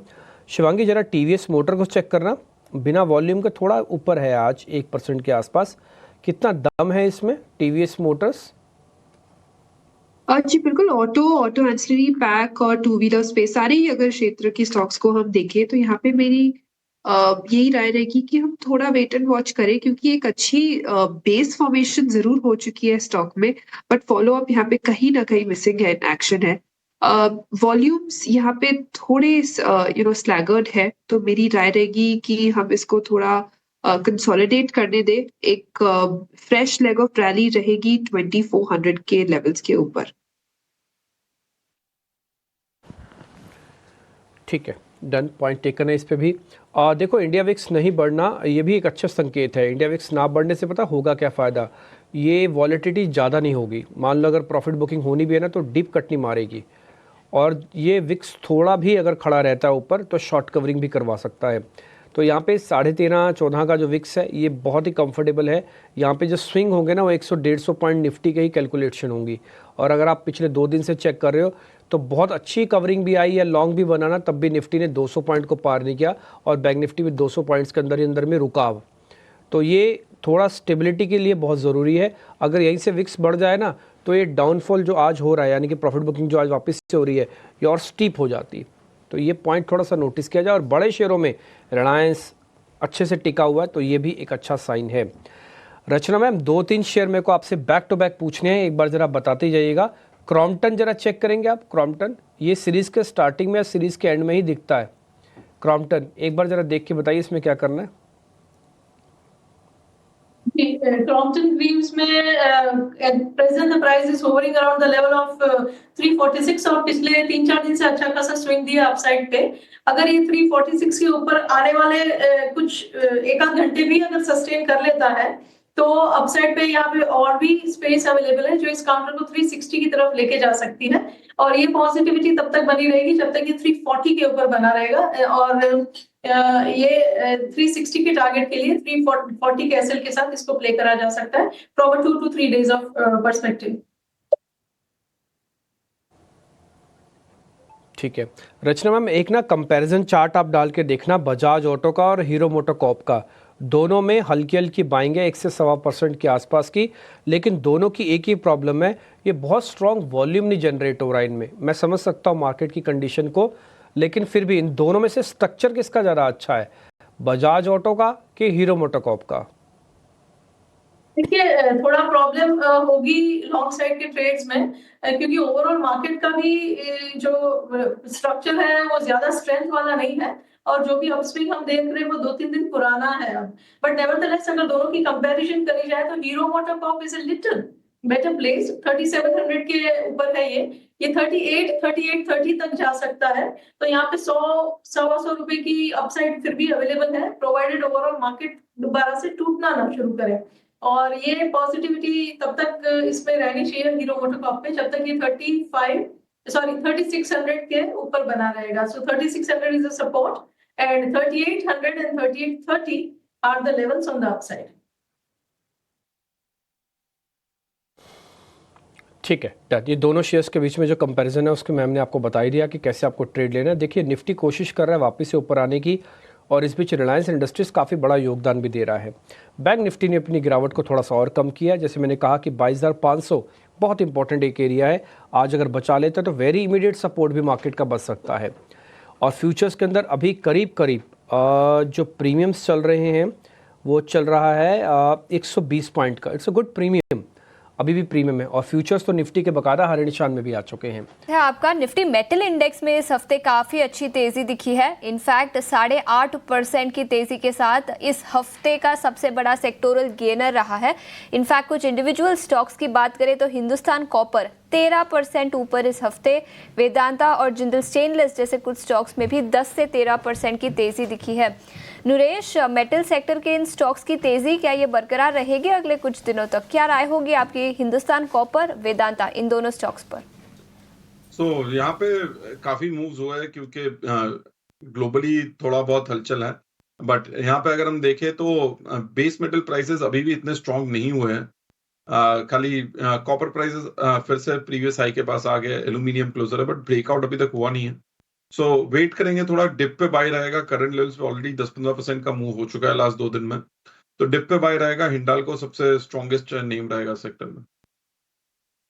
हिंडाल्को और कुछ और मेटल स्टॉक्स पर, लेकिन इंडसइंड बैंक और एयू स्मॉल फाइनेंस बैंक, इन दोनों स्टॉक्स के चार्ट्स भी आपके स्क्रीन पर. इस हफ्ते के मूव्स की बात करें तो इंडसइंड बैंक में 5% की गिरावट इस हफ्ते दिखी है.